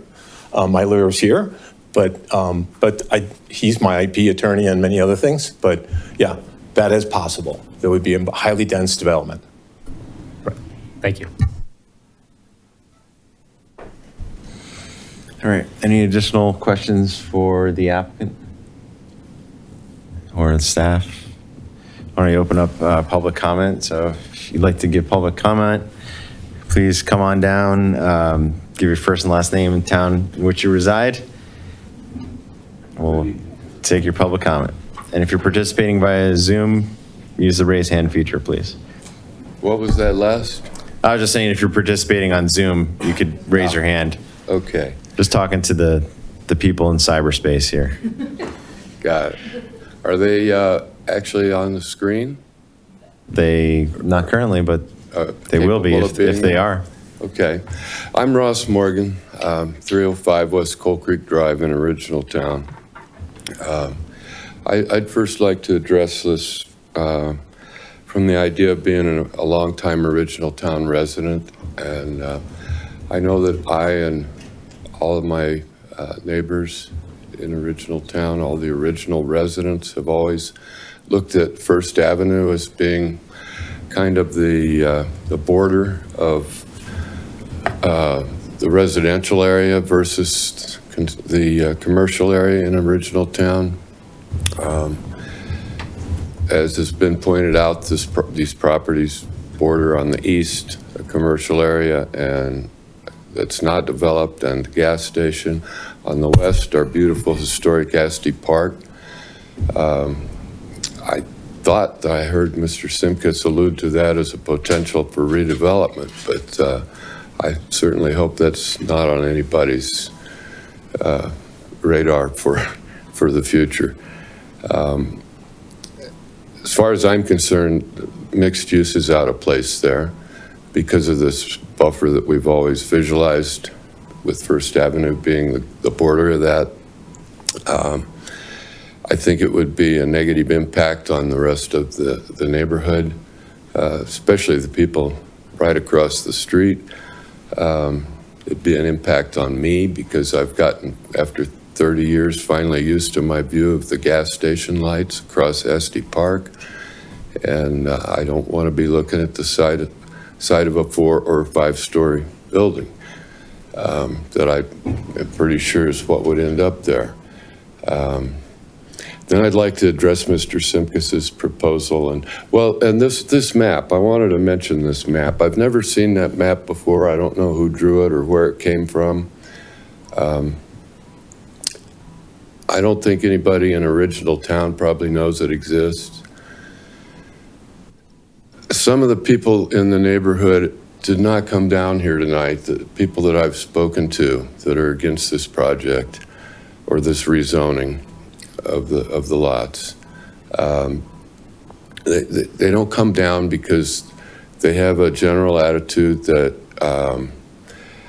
the town is pretty much overtaken by the folks that live in Rock Creek, and that they're going to do whatever they want to, and that Old Town is just going to get run over eventually. And we feel like we have been in the past in many cases, but we most recently had what we felt like was a win with the Kuffner property, where they wanted to rezone that to multifamily, and as you know, it ended up being single family, which was highly preferable. And we kind of thought maybe we had set a precedent there that where we could maybe take a rest for a while from having our beautiful little town attacked again in this manner. As far as Mr. Simkis's proposal that he won't really identify, he's been lobbying us in Original Town for at least 5 years. I first met you probably 5 years ago on Danny Kuffner's front porch.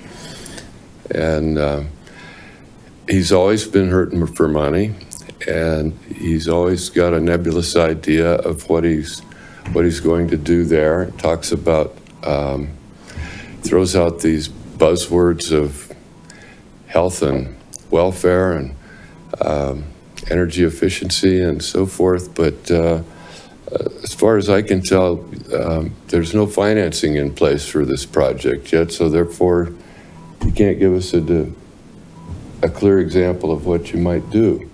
Is that right? No. No? You have financing? Well, I have banks that I've been interviewing, yeah. Okay, well, that's just what I've heard for the last 5 years, that, you know, there's the potential for it to happen if the town gives him the opportunity. And the way I feel about it is the poor guy bought the wrong piece of property and wants us to hand him the key to be able to fix that. And I just don't think it's appropriate. There's perfectly viable commercial property right across the street.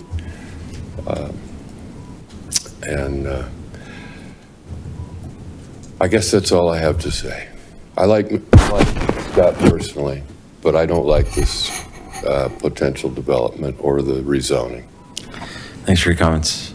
Yeah. Anybody else?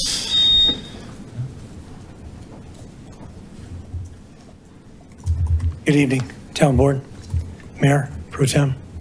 Bob McLaren, 212 West Douglas Street, Superior, Old Town. Second generation, lived in this town since 1965, with the exception of about 5 years when I found my wife and got married. Seen unprecedented growth in the last decade. But prior to Marshall Fire, we felt that we had a community that was well connected. After Marshall Fire, we find about half of our residents that we've known for many, many years no longer living here. So my thoughts are that I didn't know about the rezoning of the southern property to mixed use. I thought it was all single family. So this has been a learning experience. Most of the people, in fact, I talked to 2 people today that for living neighbors, say that they knew nothing about this rezoning application. The fact that the building department, the building commission, did not have a public comment during their review is hard for me to understand. But I think it's because it wasn't advertised properly amongst the residents. Either way, I've heard several things tonight, and I'll get to the meat and potatoes here. I don't know how you can develop a property or how you can change the zoning on of a property without a true development proposal. I'm hearing that it's going to be mixed use. They showed a 2-story property in Boulder. However, when you talk about a 4-story property, the height of our emergency signal in Old Town, it's huge. And 4 stories with residents on the lower section, I should say on the upper section, and mixed use on the bottom section would not present a good opportunity for people to take a look at the town and say, what's going on here? Currently, we have some views, but I will tell you that the town center across Marshall is highly congested to the point where now I'm seeing a parking garage being built to support the parking that's necessary. The applicant's mention of adding ADUs with senior housing or senior living above, and I think Councilmember Neal mentioned 8 to 10 residences above there, in my opinion, will further congest the area. We're seeing multiple accidents on Marshall Road and McCaslin just due to the congestion. It's a nightmare getting through that intersection now. And to complicate it with seniors living in the area, trying to get from their residence to either the marketplace or some other area of town, I can't understand how that's going to work. Without a planned development proposal for this area or for this property that's currently slated, it doesn't make sense to me that the board would approve it, but I'm not going to put any words in your mouth. I urge the board to follow the existing zoning, R through L for the north property.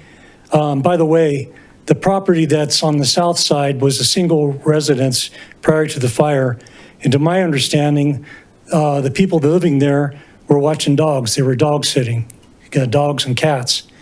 So it's a big change from what we're envisioning.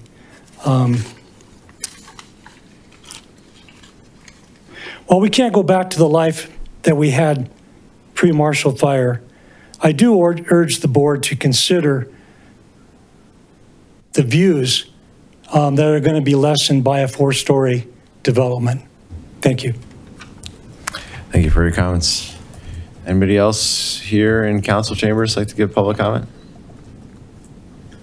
All right, seeing none. Anybody on Zoom like to give public comment?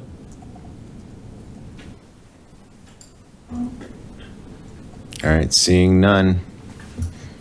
Last chance. Public comment?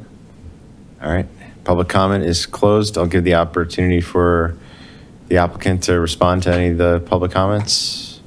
You don't have to, but you're welcome to.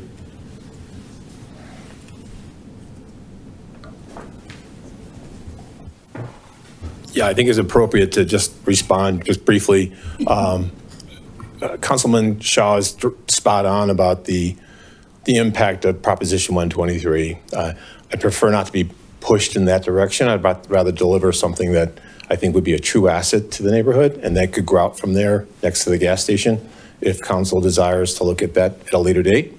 I believe the density that I have in mind would be very appropriate. I did meet with the homeowners directly south of the property at Cold Creek and First, Kelly and Phil, as you know, our building right now. They were very supportive of this. Now they're not here tonight. I didn't ask them to write a letter, but they had expressed to me they were very supportive because they are trying to build a near net zero energy house and they want to try and achieve net zero. So there's alignment there on that end. So.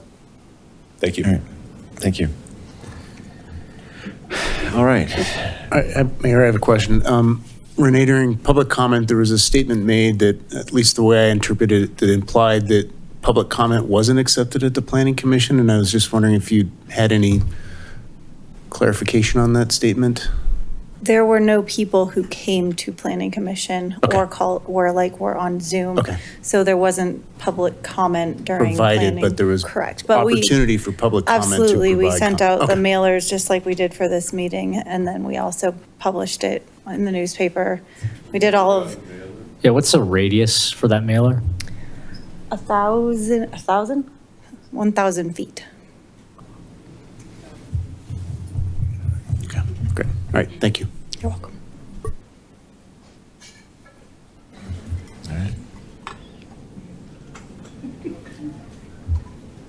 Renee, when did the postcard or the publication go out in the mail? 2 months ago?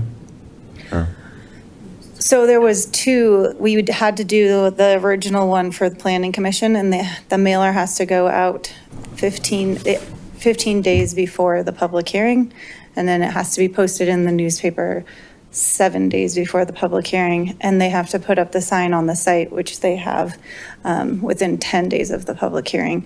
So that was all done for planning commission, and then we sent out second round mailers, newspaper publication, and then the signs are still up on the property for the hearing this evening. Do you know approximately how many mailers we sent out? Oh, gosh. It was 80, around 80, because I had to send out No, under the same. I think mail there's list, more. 1,000. There's Was it more. Yeah. It's nearly 200. 200? There's a lot in original town, and then if you go to, it's a radius, so it goes to the marketplace and downtown. What's that? It does go to anyone within 1,000 feet in original town. So I may be wrong. Whatever it was 1,000.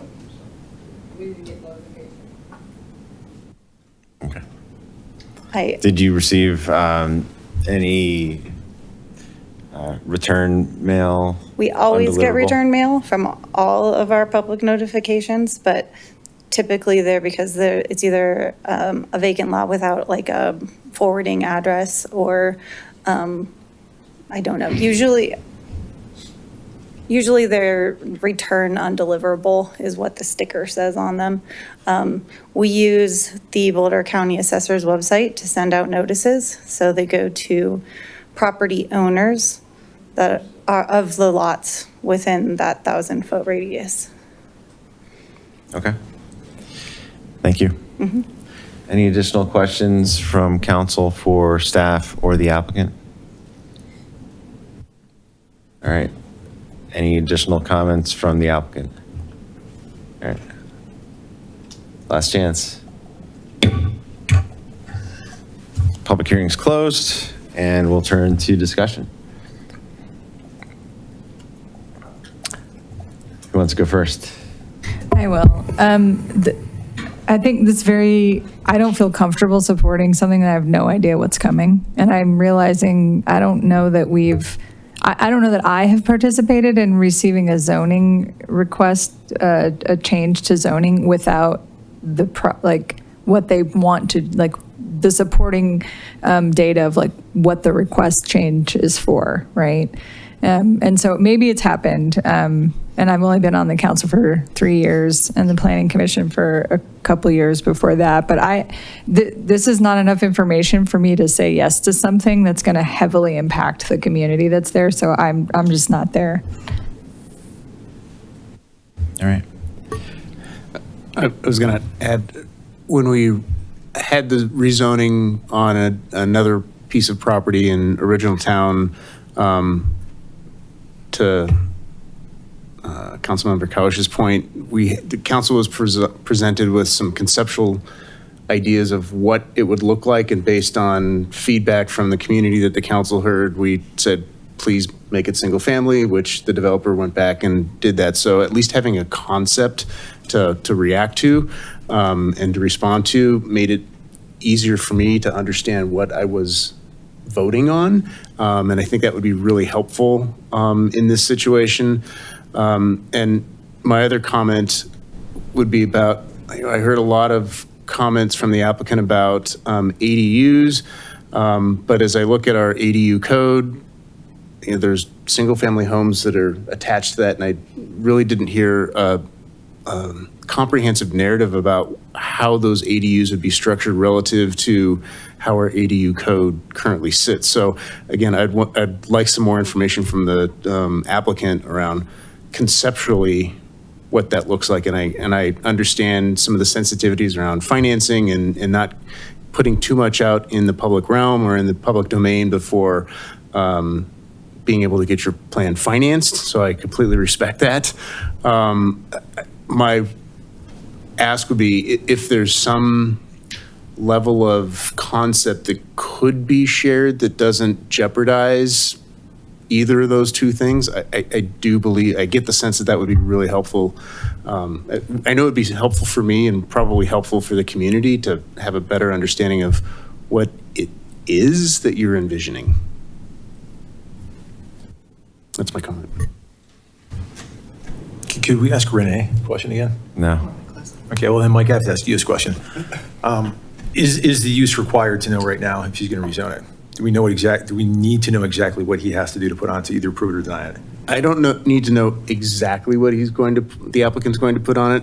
Having a concept, at least a wireframe of what it would look like for me would be helpful. And I think it would be helpful for the community to understand what the thing is. Again, when we rezoned that other lot in Original Town, the applicant came forward with some concepts of what that might look like, and based on public feedback and I think the desire of the council, we said, yeah, that's a little bit too dense given the proximity to the other residents. Would you be willing to rezone it as single family? And they resubmitted the application and got approved. So again, I think we have a precedent for that. And again, I think having at least a wireframe would be helpful. Yeah, I think one of the challenges here is, zoning in the absence of like a site development plan or, final development plan or whatever the ancillary documents that would show like specifically what's actually coming. The problem of zoning in the absence of that is, things can change, ownership can change. And once the land use designation is set, then that property could go up for sale and then somebody else can buy it and say, well, that's nice that you had a concept that you wanted to do, X, Y, and Z. I'm going to do something completely different, provided that it's allowable under the zoning. And the purpose of having zoning and master planning and having a comprehensive plan is to give some sort of sense of cohesion with the surrounding community, to make sure that there's an expectation of like the neighboring landowners that they know what's going to be developed in their neighborhood, and that they're not going to wake up one day and somebody's going to bulldoze the house next door and erect something that doesn't flow and isn't consistent with the surrounding neighborhood. I'm not saying that mixed use necessarily isn't consistent, but it's there is the potential for it to be inconsistent. And what we're doing here with this application, we've got this one parcel that is commercial, and moving the commercial lot to mixed use is sort of a like use, but moving the low density residential to mixed use is an upzoning, and is definitely a more intense use. And most of Original Town now is low density residential. There's some medium density residential, over between 4th and 5th now, but the majority of Original Town is low density residential. So I'm similarly situated with Jen and Mike in terms of being uncomfortable with the idea of approving a rezoning without having any sort of certainty as to what's going to come. I'd feel a lot more comfortable if it was a rezoning application and a site, development plan, a final development plan that showed specifically what we're going to build there, because then I think you'd probably also have more participation from the community because they know like specifically how this is going to impact. But right now, I think that there's too many unknowns that the potential for an adverse impact on the surrounding community, I think, is overweighing kind of the justification to change the zone. Yeah, I actually echo almost all that. I know back to Jen's comments earlier, we have had situations where people wanted rezoning. Zaharias wanted some rezoning, and they came with a very robust concept plan on what they were going to do with that rezoning. Resolute came in with a rezoning request as well. We said, hey, rezone this as housing, and we will promise to build you a hotel over here. And we were very emphatic, like, no, we're not doing that again, because we want to see the hotel in conjunction with everything else, right? So the risk that we always have with a rezone and a promise is that half the promise gets broken. And we have been through this, I don't know how many different times, where we've been promised something, and then the next board's like, well, it's been 6 years and we still don't have that. So I'm leery of any rezone that is contingent on something else happening or us not having finality on what that rezone is going to do. And to have the applicant sort of just drop in the middle of the conversation that they're going to vacate the street suggests, a very different use of that parcel than I was contemplating coming into this meeting. Just conceptually, there's what you could do with 2 parcels, and all of a sudden, if you're vacating that street, it's a very different use case at the end of it too. So those are all the unknowns for me that make this, let's wait and see what the concept might be in conjunction with a rezone request at that time. I'll just add one other comment. Early on, I asked the question about safety from a gas station, and what I'm really uncomfortable with is having residential right across the street from a gas station. I would personally prefer, and I can't speak for the rest of the council, see it flipped where you've got the commercial on the north lot and residential on the south lot. But again, that's just my own personal preference, and I'm sure zoning allows residential next to a gas station, but it just doesn't sit well with me from a safety standpoint.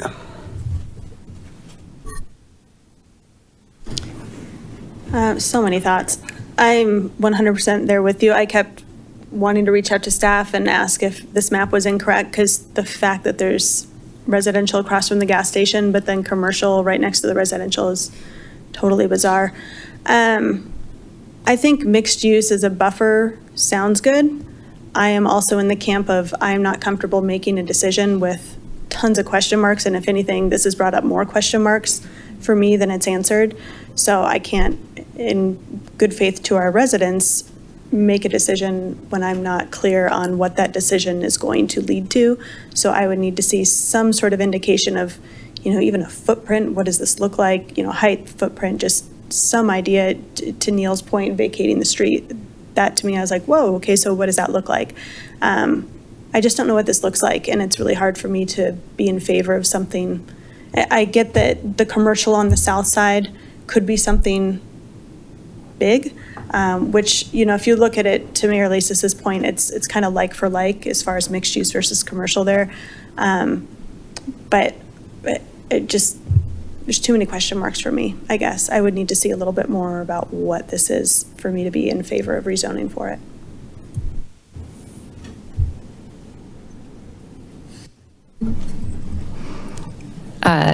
Thank you for all the information. You brought your team.